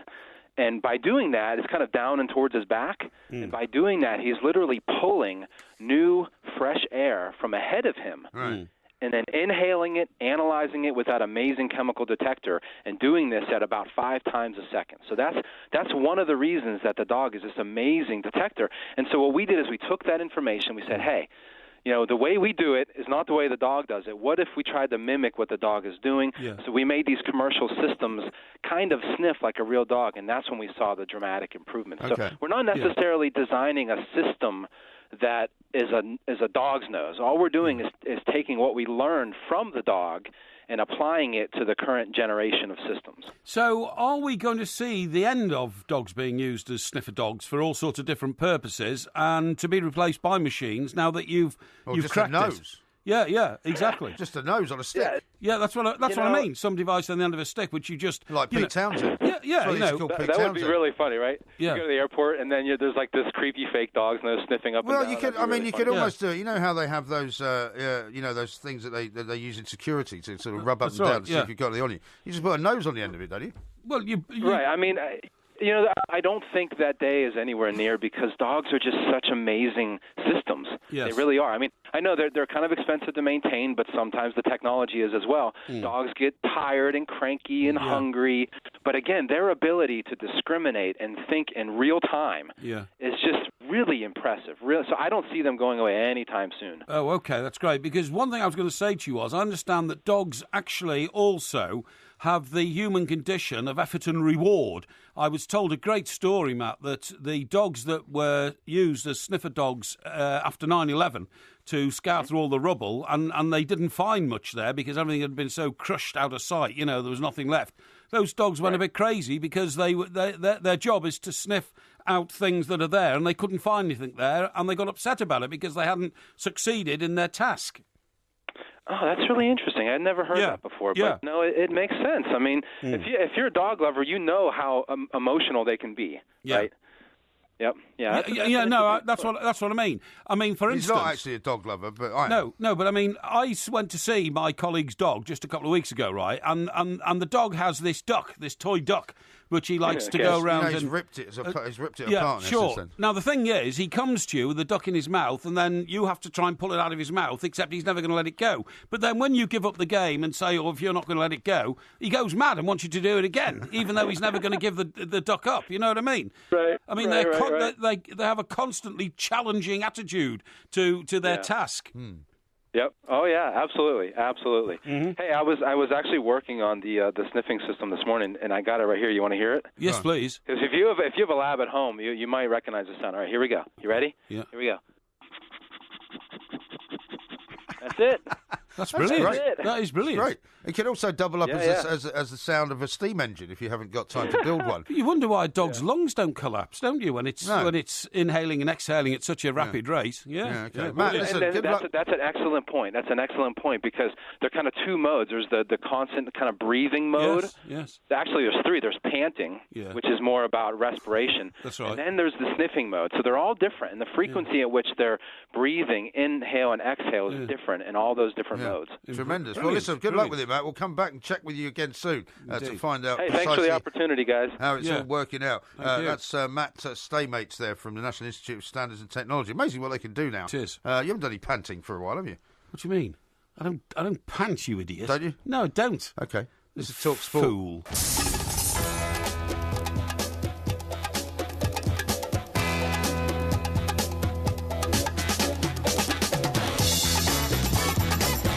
Good afternoon, I'm Mike Graham, he's Mike Parry. You're listening to the Two Mikes on Talk Sport. We've been talking about a great many things. Coming up in this hour, we will be talking about the relegation battle, because Hull may have a chance of getting out of some trouble if they get a win against Middlesbrough later on tonight. We've got Postman Pork coming up in this hour, of course, as well, where we unveil some of the correspondence that's been coming our way. Mr. Parry reads it in the style of somebody who's never read anything out on public radio before. Also, of course, we'll be talking about these stackable football pitches, which are going to be very interesting indeed. You're listening to the Two Mikes. It'll be Mike Graham and Mike Parry on Talk Sport.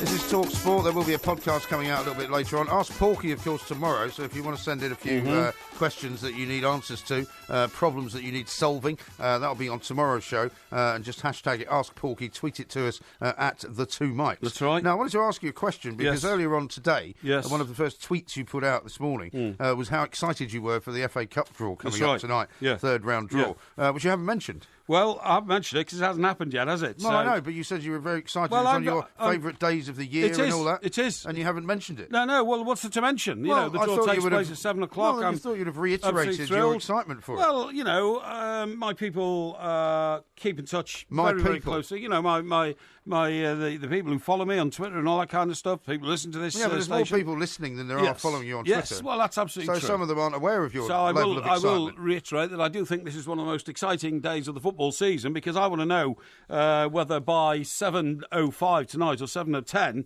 I should be making my plans to go to Scunthorpe or Lincoln or Yeovil or somewhere that Bournemouth. Nobody's ever heard of. Bournemouth, you know, or some non-league place, you know, Barrow. for a non-league team. Barrow, maybe, who've got into Could it be round. Everton's year? I mean, you're always very hopeful every year. So. I hope it's Everton's year. There's a trophy coming your way. Yeah, I do. It's the only one that they can get now, isn't it? Of course it is, because we're at the League Cup and that's down to the semi-finals, isn't it? So that's going to be decided very soon indeed. Brendan Rodgers already won the League Cup in Scotland, so he has. He's got himself a trophy into the Did you trophy see that room. they came back actually from 2-0 down against Motherwell? I thought in fact, 3-1 down to win 4-3. That's right, they did, and again, it was a last-minute thing. And they're so dominant in Scotland. I mean, you never doubt that they're going to sort of come back from games like that, do you, when they go 2-0 down? Well, the biggest story at one point on Saturday afternoon, we were here doing the warm-up, was that they were 2-0 down to Motherwell. It's absolutely right. Yeah. And what I thought was fascinating, again, I suppose it always is, but we should learn to know this by now, is that when they scored at the Celtic end, I mean, the ground was absolutely packed, you know what I mean? Right. The terrace there was heaving and all that. When who did they play? Motherwell. When Motherwell scored at the other end, their end, it was half empty. I mean, it's an amazing phenomenon, Scottish football. Now, listen, talking about football and football pitches, now, Rod Stewart, you know, a gentleman... Do you mean Sir Rod Stewart? Sir Rod Stewart, I beg your pardon, thank thank you. Sir Roderick Stewart, in Indeed. fact. Not Sir Rodney, as The Guardian called him. Exactly. Thanks. A man who I've associated with in the past, of course, you know. When you say you've associated with him? We had lunch with him in Glasgow. When you say for we? England-Scotland game, yeah. You and Mr. Brazil. That's right, because he's Mr. Brazil's mate, isn't he? Sorry? He's Mr. Brazil's mate. What do you mean? He's his mate. He's not your mate. Well, he's both our mates, isn't he? Well, no, he's not. What do you mean? He's Alan Brazil's mate. Well, I mean, Alan Brazil knows of him. Yeah, of course he does. No, he's Alan's friend, and you happen to tag along. No. That's the way it was. No. Why don't you just admit that? Al played for Scotland in the World Cup in '82 in Spain, right? Uh-huh. And Rod happened to be there and flying the Scottish flag and all that. So, you know, obviously as a world-famous singer, he met the Scottish squad and all that. So, yes, of course, there's association between Al and Rod. Yes, indeed. But, of course, I didn't regard myself as a junior member of the partnership, did I? Roderick's, personage. Why don't you get him on the show? Well, I don't think I would want to impose that sort of responsibility upon him. All right. We had a... Soud, by the way, says, what Mr. Parry saw was Canon. The oud looks like a pregnant guitar. Oh, really? Yeah. Oh, I saw the Canon, did I? Yeah. You saw something like that, right? Let me have a look. Yes, that's exactly it. Yeah, Saw? Good. That's exactly what I saw. It does look a bit like a slide guitar. It does, yeah. Thank you very much indeed. Now, anyway, the reason I'm talking about Sir Roderick, okay. Sorry. So we're laughing at. Somebody said they're just about to send something into your postman pork. There's a packet of flour. Last time that happened, you had to evacuate the building. That's right, yeah, actually, yeah. Not that we're encouraging that sort of thing. Somebody was sending me nefarious, trying to poison you. Nefarious substances. Yeah. But one time we did have a correspondent on the show here who was a black cab driver. Yeah.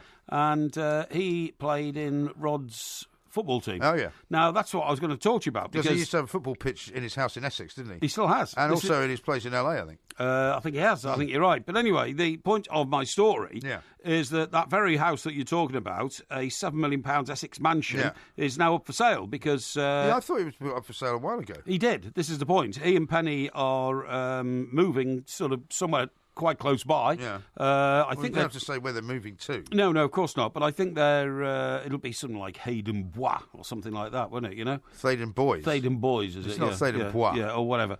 It's on the central line. Is it on the central line? Yeah. But anyway, it seems as though they're sort of downsizing a bit or something. I'm not sure because obviously he's got homes all over the world. He's got children who may have now fled the nest and all that. But anyway, point of the story is it's because of his football pitch. Yeah. The local estate agents think they're having a little bit of trouble moving the property. Well, because it's so unique. Right. You know, how many people want to buy a home with a football pitch? You see what I mean? But I mean, if you didn't want to use it as a full-size football pitch, you could do something else with the space, couldn't you? I suppose you could, but it might take a bit of renovation. But anyway, it says that the £7 million Essex mansion... Wouldn't you think it would be an ideal mansion, for example, for a footballer? You would, particularly if he played for like West Ham or somebody who were over that way. Yeah. But he said, now this is what I object to. This was written by a lady diarist in a Sunday newspaper. And the tone of it, I think, is terribly offensive. Listen to this. Pop stars aren't known for their sophisticated taste when it comes to interior design. Well, who said that? Yeah, well, nobody. No. OK? So she says, and judging by his £7 million Essex mansion, Rod Stewart is no exception. Yes. So this is a judgment. And she's put Essex mansion in there as if that's a phrase which should be regarded with some sort of ordure. Like Essex girl. You know, please hold your nose while saying Essex mansion. Yeah, exactly, like Essex girl. Shocking. So then she goes on to palpably insult one of our greatest ever entertainers by saying the wrinkly rocker.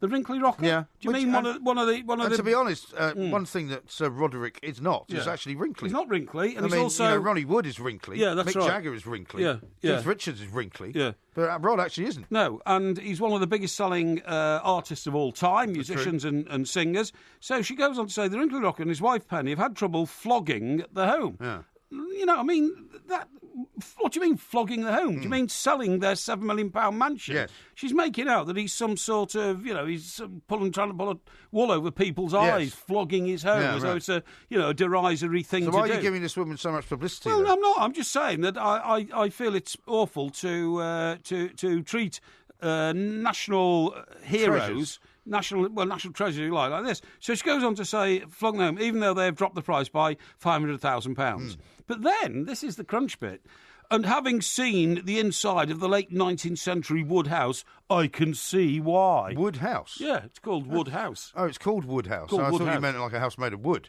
No, it's called Wood House. Oh, right. She says, features include ceiling murals that resemble a cloudy sky, Well, I think they're quite nice, and sometimes people put them in bedrooms for their children and that sort of thing, don't they? I wouldn't fancy one of those. They do. No. In fact, funny enough, there was a... No, most of what they do for children is they do, like, the night sky. Yeah. Like stars. Well, there was a roof mural in the end of The Missing, wasn't there? Oh, don't talk to me about that. Yeah, well, it was. Terrible. Anyway, to get back to this, features include ceiling murals that resemble a cloudy sky. Yeah.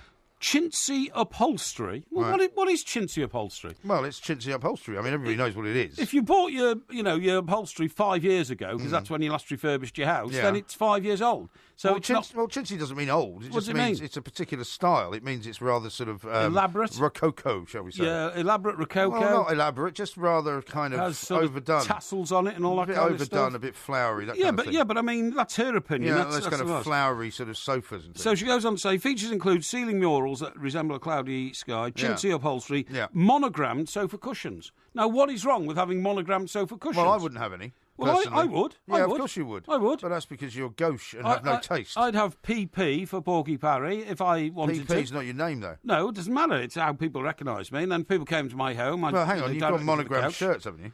No. I thought you said you had. I thought you had monogrammed cufflinks. No, I haven't. I haven't got anything monogrammed. No, you told me you had monogrammed handkerchiefs, I'm sure.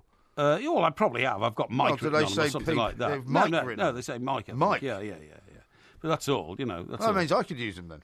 Yeah, you could actually, if I wanted to. If I wanted to. But anyway, just to finish this off, look. So it says sofa cushions and wallpaper. This is the best thing, as dated as Rod's music. So she's talking about 50-year-old wallpaper. She obviously doesn't like him, does she? She doesn't. Who is this woman? Well, what's her name? Well, it's Charlotte Griffiths from the Mail on Sunday. Okay. And it's a really, really, I think, That's bitter piece. It's typical male kind of attitude, isn't it? Well, she's female, actually. No, I mean male as in M-A-I-L. Oh, I see what you mean. Yeah, well, I mean, that's up to them. But she goes on to say... What do you mean it's up to them? While the interior... They're very snobbish at the Daily Mail. Well, they're not all snobbish. Yeah, I mean, this is her. She's the... You've never worked there, have you? Anyway, no, I haven't, no. I have. But she says, but while the interior may be in need of an update, full marks to Rod's gardener, who keeps the lawns perfectly manicured. The grounds also include a pool, tennis court, summer house, and Celtic fan Rod's pride and joy, a full-size football pitch. Let's hope the prospective buyer loves the beautiful game too. I think that's a really bitter... snide. And snide and twisted piece, because... If you're as successful as Rod Stewart, I suppose you expect you're up there to be shot down. But why, for a woman who's a diarist who makes a living out of trying to, well, that's what they rub do. shoulders with celebrities? But they snipe at people. That's what they do. Yeah, but I think it's miserable. Very, very miserable. Okay, well, thanks for spending 10 minutes on it. Yeah, well, why not? This is Talk Sport. Yes. It's a wonderful night, you gotta take it from me. It's a wonderful night, come on and break it on down. It's a wonderful night, you gotta shake it from me. It's a wonderful night, come on and break it on down. It's a wonderful night. This is Talk Sport. We are the two mics. The Postman Pork is coming up very shortly, where Mr. Parry will be unlocking secrets of the mailbag and the stuff. Certainly will. All the mail. There was so much of it actually over the course of last weekend. To get a wheelbarrow out. That we had to do another one to get rid of some of it. So we'll be doing that very shortly. Right now, though, we're going to talk to a man about a very, very interesting story. And this is Maximiliano Arrocet. Certainly is. Who runs a company called Pitch, Yep. right? Because apparently these are the people who are moving these kind of portable, I guess, five-a-side pitches. That's right, yeah, absolutely. But they can be constructed and erected in a very small space. Well, and they go one on top of the other. Maximiliano will tell us in a minute, but as I understand it, it's bringing back street football. Yeah. Because, of course, because of the presence of cars these days, because houses are now high-rise rather than little terraced streets that we used to have with cobbles, the art of street football has disappeared, and this is an attempt to try and bring it back. Well, let's find out how it all works. Maximiliano, very good afternoon to you. Welcome to the show. Hi, thank you very much for having me. No, Hi, Max, not thank you. at all. This is I mean, forgive me for saying so. It's kind of an obvious idea, but nobody thought of it until you did, until you came along. Well, I actually thought about that too. So I grew up in Madrid, in the streets of Madrid, and I played street football. Mm-hmm. And well, I've been here in London for 10 years, and actually here back in the office, our sport of choice is football, right. And we really struggle to just play football, which in a city like London or other cities, it shouldn't be the case, right? It shouldn't. No, I mean, right opposite our studios here in sort of southeast London, there is a five-a-side pitch, but it's very, very difficult to get on it because it's constantly booked. And if there was, say, 4 or 5 of them on top of each other, that'd be great. Yeah, exactly. And the other idea is, street football, it doesn't really need to be 5 against 5. 3 against 3 is good enough for me. And also because our office is close to King's Cross, we've seen a lot of these developments that while they're waiting for a planning application, the sites were empty for long periods of time. So the idea really came about to, number one, bring back the joy of actually being able to play street football, because of the social cohesion that I think it brings to the communities. And secondly, it was this idea that cities are always changing; they're getting denser. Urban areas are becoming more and more difficult to play sports if you want, and the idea of the stacking the pitches, which I thought was kind of obvious as well. We hadn't seen it yet, so but this is that's how the idea came about, really, and it's completely at the moment speculative in the sense that we have done it for ourselves. We don't really have. Now, Max, the one big question we've got to ask you, and it's what my broadcasting partner asked me when I raised this with him, is how do you stop people who are on the 5th pitch up from falling overboard? Yeah, so we have we have this. There's this. We've been looking at stainless steel mesh that you can put it all the way up across. So we've looked into that problem with our engineering team, and we don't think that's an issue. It would be very, very difficult to throw yourself down. And similarly, also because you don't want to kick a ball and have to go and get it, and go all the way down. And I mean, is there? I mean, I'm trying to envisage what this would look like. I mean, is there? I mean, do you get, if you were to say be playing at the top level to get up there from the ground? Are there ladders and stairs? Is it a multi-storey car park type construction? Yeah, so it's nearly like a multi-story car park construction, effectively. So you would just have your standard staircases to go up to the second floor. In any case, because we want to keep it lightweight, we've limited to the ground floor, first floor, and then a second floor. Right. So the highest you would be on the second floor. But yeah, you would just have 2 cores on either side, and it should be exactly the same as you said it, as a parking lot. Okay, so you can literally take this on the back of a lorry. So what you do is one day you say, we're going to this housing estate. There's a patch of spare ground here, and then within a couple of hours, you could construct 3 5-a-side pitches all on top of each other and have 3 games going on at the same time. Exactly. I mean, probably it would be a couple of days more than a couple of hours. I see. Okay. But yeah, that's the idea. The idea is that it can be as ephemeral as you want the structure. You could be there for a year and a half. You could be there for 3 months to do a special event because the Euro Cup is coming or whatever it is. But the idea is exactly that, to occupy those spaces in communities that could be used for sports and recreation. And would you see this as something, as a sort of, where you would install these things as a sort of semi-permanently, or would they be very mobile, whereby you could say put one up for a week and then move it somewhere else for another week? I think it would be. I think our ideal scenario would be that they stay there for 6 months, 7 months, until hopefully the community, either through crowdfunding or whatever, decide that what they want in that place, because they realize that they need spaces to do more sport. Right. So the idea is a little bit to shake up a little bit the system that we're living on now, where we're just losing that cohesion in neighborhoods because kids don't play together that much anymore, and it's hopefully bringing a little bit back of what we used to have when we were growing up. Sure. That's great. And good. When might we see the first one of these sort of being put up, if all goes well for you guys? Well, actually, we've only because we did it as a speculative project. We've been receiving a lot of calls. Interested people are very interested. So hopefully, if we get a good partners and we get a good public-private kind of collaboration going, I would love to see one in the next year. Okay. Next year, that's great. Great stuff. Well, Maximiliano, Max, thanks very much for joining us today. That's great. Set there with a fantastic idea actually for community football. Brilliant. Which is something that more kids should be playing. The only thing I would say is that they've got this wire mesh, right? This very, very sturdy wire mesh, which is the wall, which obviously you have to have in a 5-a-side pitch because the ball has to come back off a wall, and you mustn't fall over if you're on the second floor. Yeah. But I still think you'd have some sort of mental block, wouldn't you, rushing for a ball when you know that 3 feet beyond the mesh wall is sheer dropping space. I mean, I would liken it to playing on the deck of a ship. Yes, where you'd sort of know that there was the barrier, But in fact, if you didn't quite control yourself properly, you might find yourself in the mid-Atlantic, in the briny sea. Yeah, exactly. Which wouldn't be good at all. Yeah. Now, lots more tweets to read out. Michael says this on the subject of your home furnishing. Yes. I imagine Mike Parry to be the Liberace of Talk Sport with his home furnishing. Yeah, well, I might be. I just think it's parsimonious of people to go around criticising other people just because they've done well in life. Sure, that's the right word. Yeah, absolutely. I think it is. I do. Parsimonious of spirit. Best mate says, Porky, I have to agree with you for once. I suffer from hay fever in the winter. Yeah. It's caused by fungal spores. Yes, that's right. So bless you. Thank you very much Simon in indeed. Manchester says, my wife is allergic to sulphites, which are a preservative in wine. Wow. Several minutes after starting to drink wine, she will start sneezing. Golly. Keep off the bottle, Porky. That could be the problem. It's not the problem. I hadn't had a drink yesterday at all.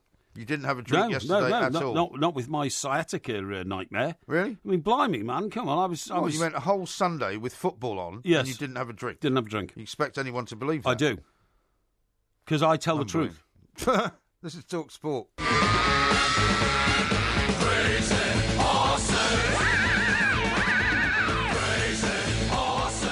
This is Talk Sport. We are the two mics now. We should have been doing Postman Pork here, Mr. Parry. Indeed. But I'm afraid there's been an interruption to the normal service. A very welcome interruption. Well, a welcome interruption, as far as I'm concerned. Any interruption that doesn't involve me listening to you is very welcome. Now, you were talking earlier about Rod Stewart not being able to sell his...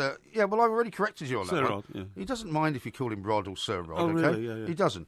Yeah. You were talking about how he couldn't sell his house. No, I wasn't. I was talking about a female diarist attacking Sir Rod Stewart and claiming that his house is a bit out of date. What would she know about it? I bet she lives in a shed that's probably not worth as much as... She probably lives with three other members of the... As Rod Stewart's shed. Of the Daily Mail hothouse rabbit team who sit there and, pump out all sorts of nonsense all day. Anyway, Rod Stewart, Sir Roderick Stewart, is on the phone. Rod, a very good afternoon to you. Hi, guys. I just wanted to thank you so much for jumping to my defence. That was just admirable and nearly brought a tear to my eye. Well, that's very kind of you, Rod. It's that time of the day, isn't it? It really is. Of course, we had a tear in our eye when we found that you've got to knock £500,000 off the price of your £7.5 million house. So we thought we'd better empathise with you. I mean, did this woman from the Daily Mail actually come round and have a look at the place? No, of course they haven't. There is a sky painted on the bedroom ceiling for one of my boys when he was a child. See, I said that. Yeah. And as far as I'm concerned, chintz never goes out of fashion anyway. So well, actually, there's I don't know whether you saw this piece, Rob, but there is a picture of one of your rooms, and I have to say, I think it looks lovely. So it's got lovely draped curtains. Although to be honest, to be having a fashion endorsement from Mike Parry is not really what you want, is it? Hey, that's a bit harsh. But the thing, by the way, Mike and Alan are both very close friends of mine, so let's settle that one for good. Well, Rod, thank you very much indeed. I mean, we met you that time in Glasgow before that England-Scotland game, and it was a thrilling experience. Will you be having a football pitch at your new gaff, Rod?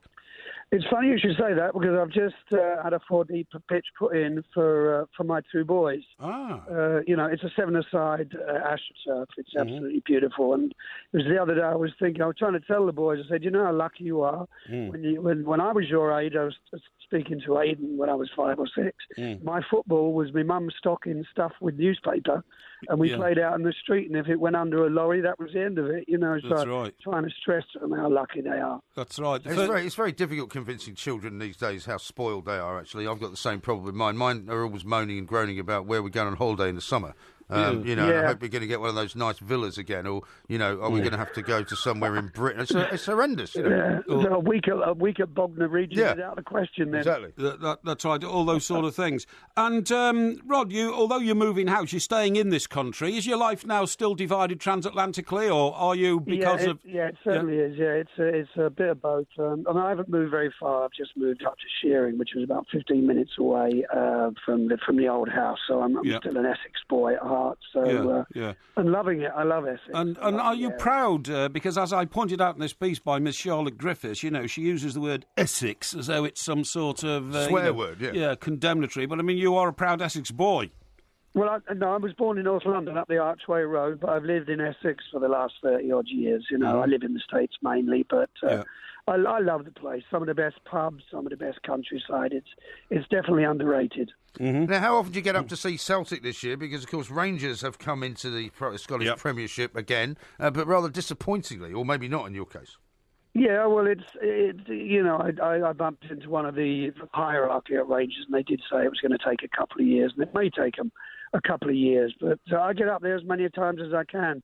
I'm going up for the Hearts game, and I'm going to go and see them play Albion in the Scottish Cup, and that's about it for this year, because I am on tour at the moment. I'm in Leeds tomorrow night. Mm-hmm. How are you?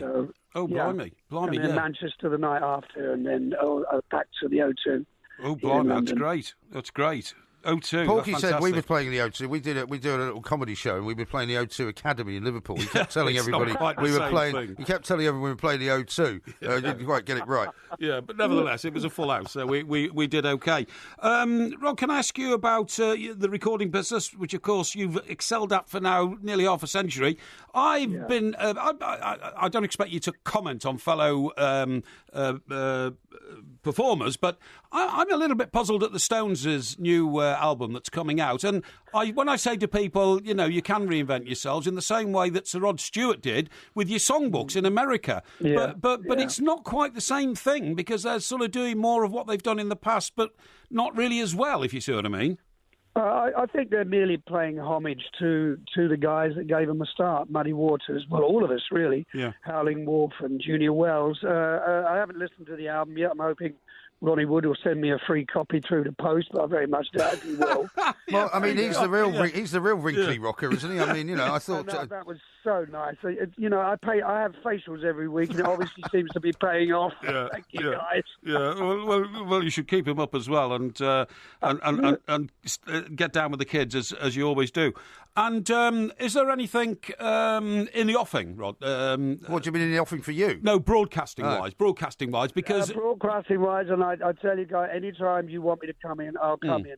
I'm here until the 27th, then I'm off to Florida for the Christmas, but I'd love to come in and talk football to you. Well, that would be great if you could. We'd love to do that. Now, listen, Rod, before I let you go, you got to tell us about the last time, that afternoon in, was it Regano's you were in Glasgow with Mr. Parry and Mr. Brazil, because I'm sure we've heard some stories from it. But now, you see, Porky's now going to dine off this phone call for a very long time. At all. There's already someone on Twitter saying, Mike Graham absolutely silenced when Rod Stewart said that Mike Parry was a genuine friend. Thank you have no idea how this is going to play out for the next 10 years. Well, I'm made now. Well, I shall be listening for the next 10 years if I'm still here. Don't worry about that. Yeah. Well, it was a good afternoon, but usually, before England-Scotland matches, it's always, obligatory almost to get slightly plastered. Yes.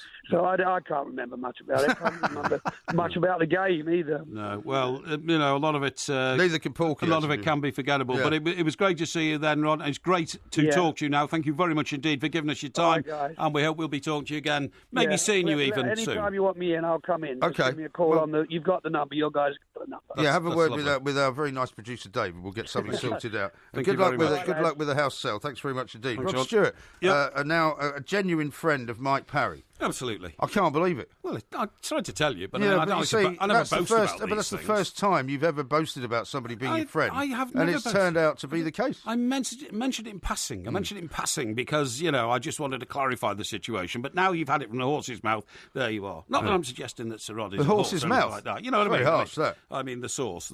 Yeah.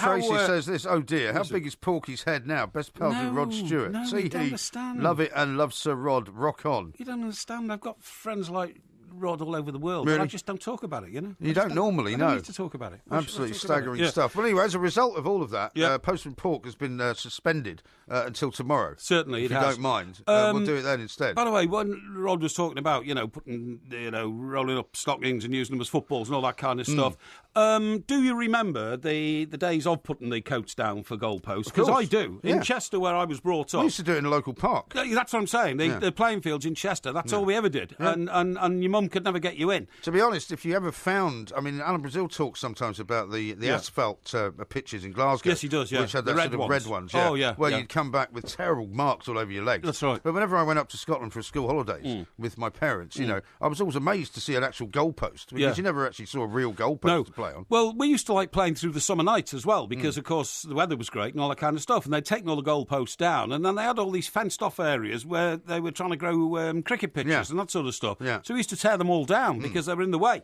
And that's vandalism, isn't it? Well, we didn't believe that people should have been playing cricket on our football field. So, no, it wasn't vandalism. We just used to move them out the way, and then when we finished playing football, we put them back. Yeah. But, I mean, whether the state of the pitch was as intended for cricket by that, time, 3 hours later, I don't know. But we never used to come until it went dark. It was brilliant, and the freedom you used to have then. And it's so sad to see kids not doing that these days because they've got so many alternative things to do. I bet your lads never come to you like kids did in the last generation with a football under their arm and say, come on, Dad, take us down the playing field. Well, no, they just go to the garden where they've got 2 very nice sets of goals. Yes. And they play a football in the back garden. Yes. We're lucky enough to have quite a big garden. Yeah. But they've got their own goalposts. Yeah, well, that's good. That's good. But, of course, children so much these days use the electronic devices that their parents give them. Well, they're all playing FIFA 17 or FIFA 16. That's precisely it. They're all playing these electronic games with football on them, aren't they? Yeah. It's a shame, such a shame.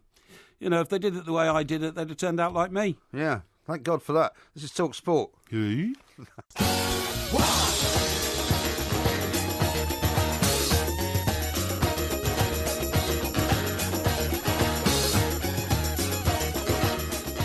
This is Talk Sport. We are the 2 mics, and of course there will be a podcast coming out a little bit later on.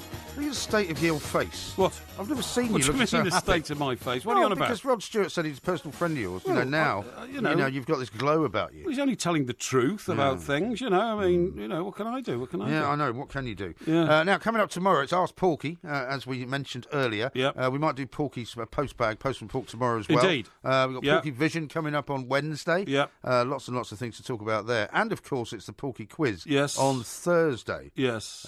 Because that'll be when we then shuffle off for the weekend before we do the warm-up on Saturday. Indeed, that's right, yeah. Now, a fantastic weekend of football that we've just witnessed isn't over yet. Did you know that? The what, sorry? The fantastic weekend of football that we have just witnessed isn't over yet. There's a Premier League game tonight, which is actually a more important game, not so much for the 2 teams involved, I'm telling you, man, as for everybody around them. I'm telling you, man, every what Premier League game... for? I'm in the rock vernacular now. You're in the rock vernacular? Yeah. Every Premier League game is important to the fans of the team that's playing. Yes, of course. Now, we want to talk to Jamie Jackson, who's, of course, the Manchester correspondent of The Guardian, because a massive weekend in Manchester, wasn't it, with Manchester City getting slaughtered by Chelsea. Yep. Man United probably dropping 2 points, which they shouldn't have dropped, to Everton. Let's talk to Jamie and find out what the temperature is like in Manchester today. Jamie, very good afternoon to you. Good afternoon. It's pretty chilly here, I have to say. Is it chillier in the office of Pep Guardiola or in the office of Jose Mourinho? That would be the question. It's a really good question. I've just been to see Pep Guardiola, ahead of the Celtic game, and he was, he batted away questions about, I believe it's 6 red cards, including the 2 on Saturday. Wasn't having any of that. Sort of talking about the indiscipline and the game, actually. He actually said about the game, even though they lost 3-1, having sort of re-watched the game later, he now thinks it's going to be a good season. Compared with when they won away at Crystal Palace and Burnley, he actually thought that was more up and down and actually a little bit streaky. And after those games, he wasn't so sure. But he's actually encouraged by, obviously he wanted to be in Chelsea, but, the way in which he plays, as he says, sort of 60 minutes. Going on to Mourinho, I went to that game yesterday.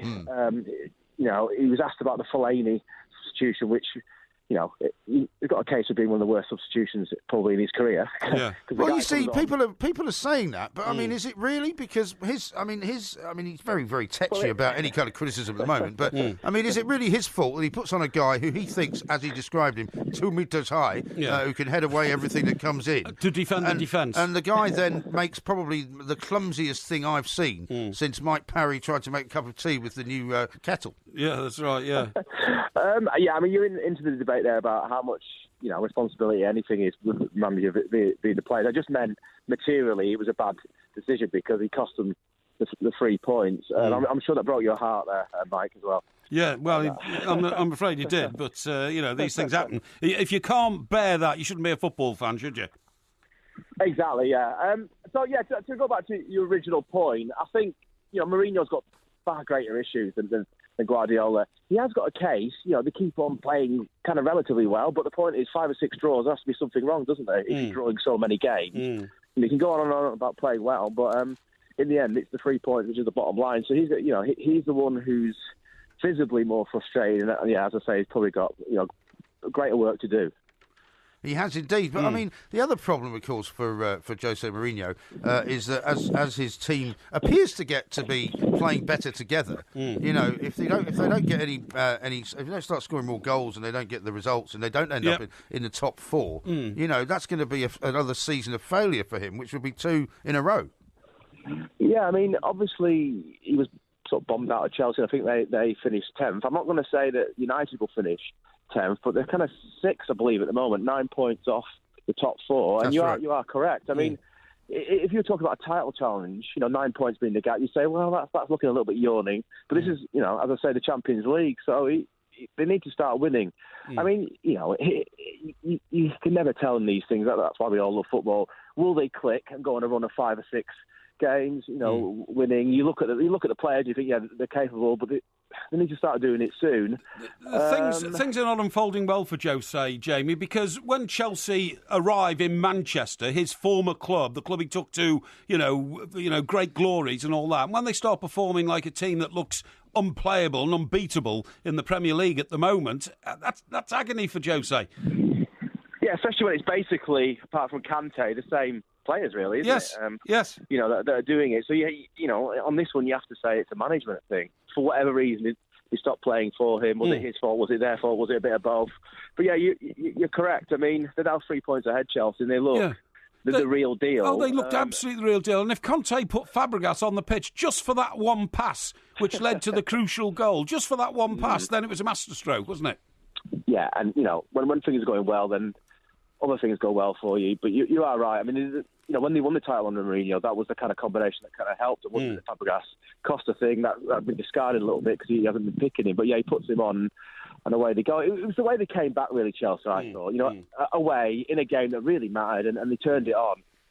It's all about belief, etc., etc. Yeah. So wait and see. Now, let's talk a bit about the game tonight, Middlesbrough against Hull City, of course, because I think, Jamie, what's important about this game, and I realise that it doesn't involve anybody in Manchester, but for Leicester and West Ham, this is a massive game, right? Because Middlesbrough win, they jump above Leicester and they dispatch West Ham practically down into real problems. Yeah. And if Hull jump above West Ham by winning the game, suddenly they're in relegation territory.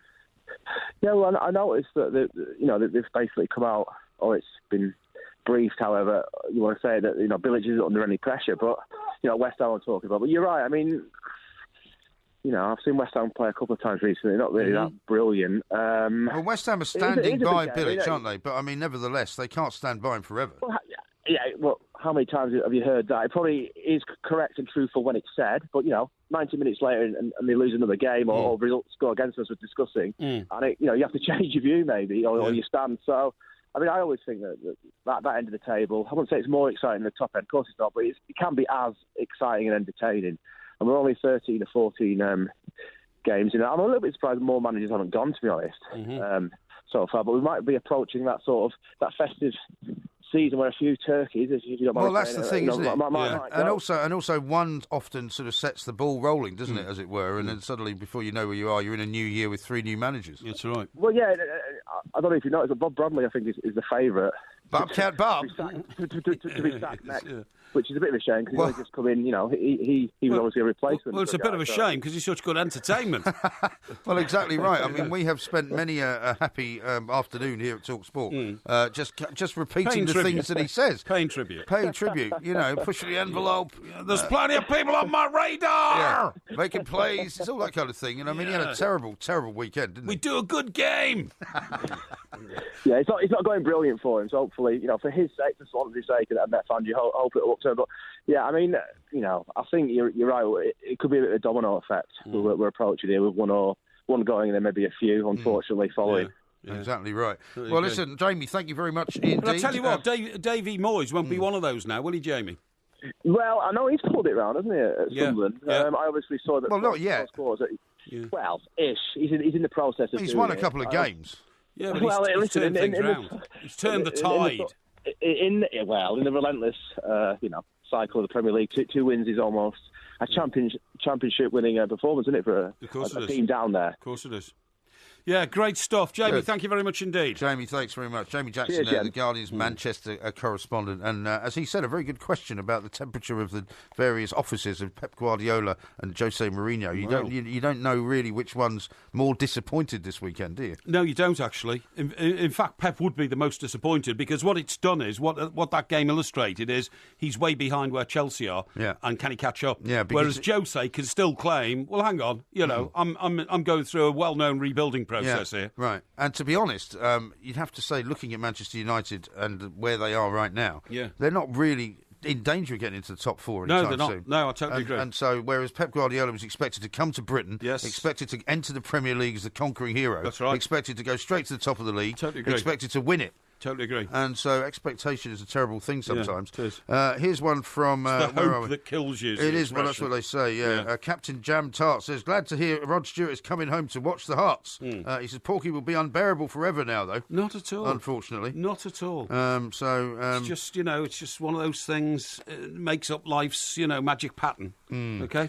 Tim says, great show, both of you. Have you organised a penalty shootout yet? Now, this is something that you and I are supposed to have been doing for now nigh over a year, which you keep avoiding. I suppose now you're going to blame your sciatica for getting out. I couldn't possibly do it, my sciatica. I'd be in danger of crippling myself, to be perfectly honest. I have to be very, very careful about it. Really? Yeah, very careful about it, So that's it then? We're never going to do it? Well, we will do it. We were supposed to have a basketball sort of hoop-off, right? Yeah, we're supposed to have a penalty shootout. When I'm in recovery mode, you know what I mean? Well, I hope you're going to be well enough to go to Glasgow on December the 17th, because you're going on a plane. Yeah. Right? Yeah, sure, and fly all the way to Glasgow and do a live show. That's true, yeah. People keep sending these lovely messages in. David says, I don't want to talk about it. I think they're referring to, the revelation of my friendship with Rod, which I've never boasted about before. Actually, if you weren't so sort of banjaxed by your sort of love for yourself, you would have read that in a much more smart way and you'd have realised what he was saying. No, not at all. But you haven't done that. Not at all. He was making fun of me. Yes, I know he's making fun of you, but I didn't want to make fun of you live on air because I'm not like that, okay? What? I don't want to make fun of you live on air because I'm not like that. Would you like to put that in writing? No. And another one here, which says, Porky and Sir Rod Stewart, best buddies. The mind boggles. Well, yes, I suppose it does. The mind does boggle. It could be a case of mistaken identity, of course. I don't think so. This is Talk Sport. Don't forget to follow the Two Mics, at the Two Mics on Twitter and on YouTube. Just look for Two Mics TV.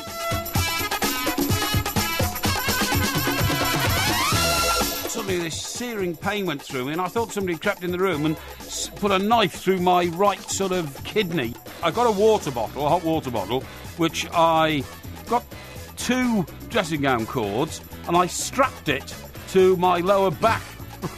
I had to top it up. This is where I made a mistake. You didn't try and pour boiling water into it from behind? I did, and I've burnt my right buttock because somebody had to come round and take me in a car to the chiropractor. Really? Who did you get to do on that? the back seat. My sister, fortunately. Your sister? It's very kindly, yeah. Lucky you caught her before lunch. What? Lucky you caught her before lunch. It's a bit harsh, isn't it? London, at the moment, today, is full of pollution. And guess where it's come from? Is it Paris? No, that's all right. It comes from France. Yeah, and what's happened? How's it got here? Well, wind's blown it over? I presume it's come in... Yeah, it hasn't come by Federal Express.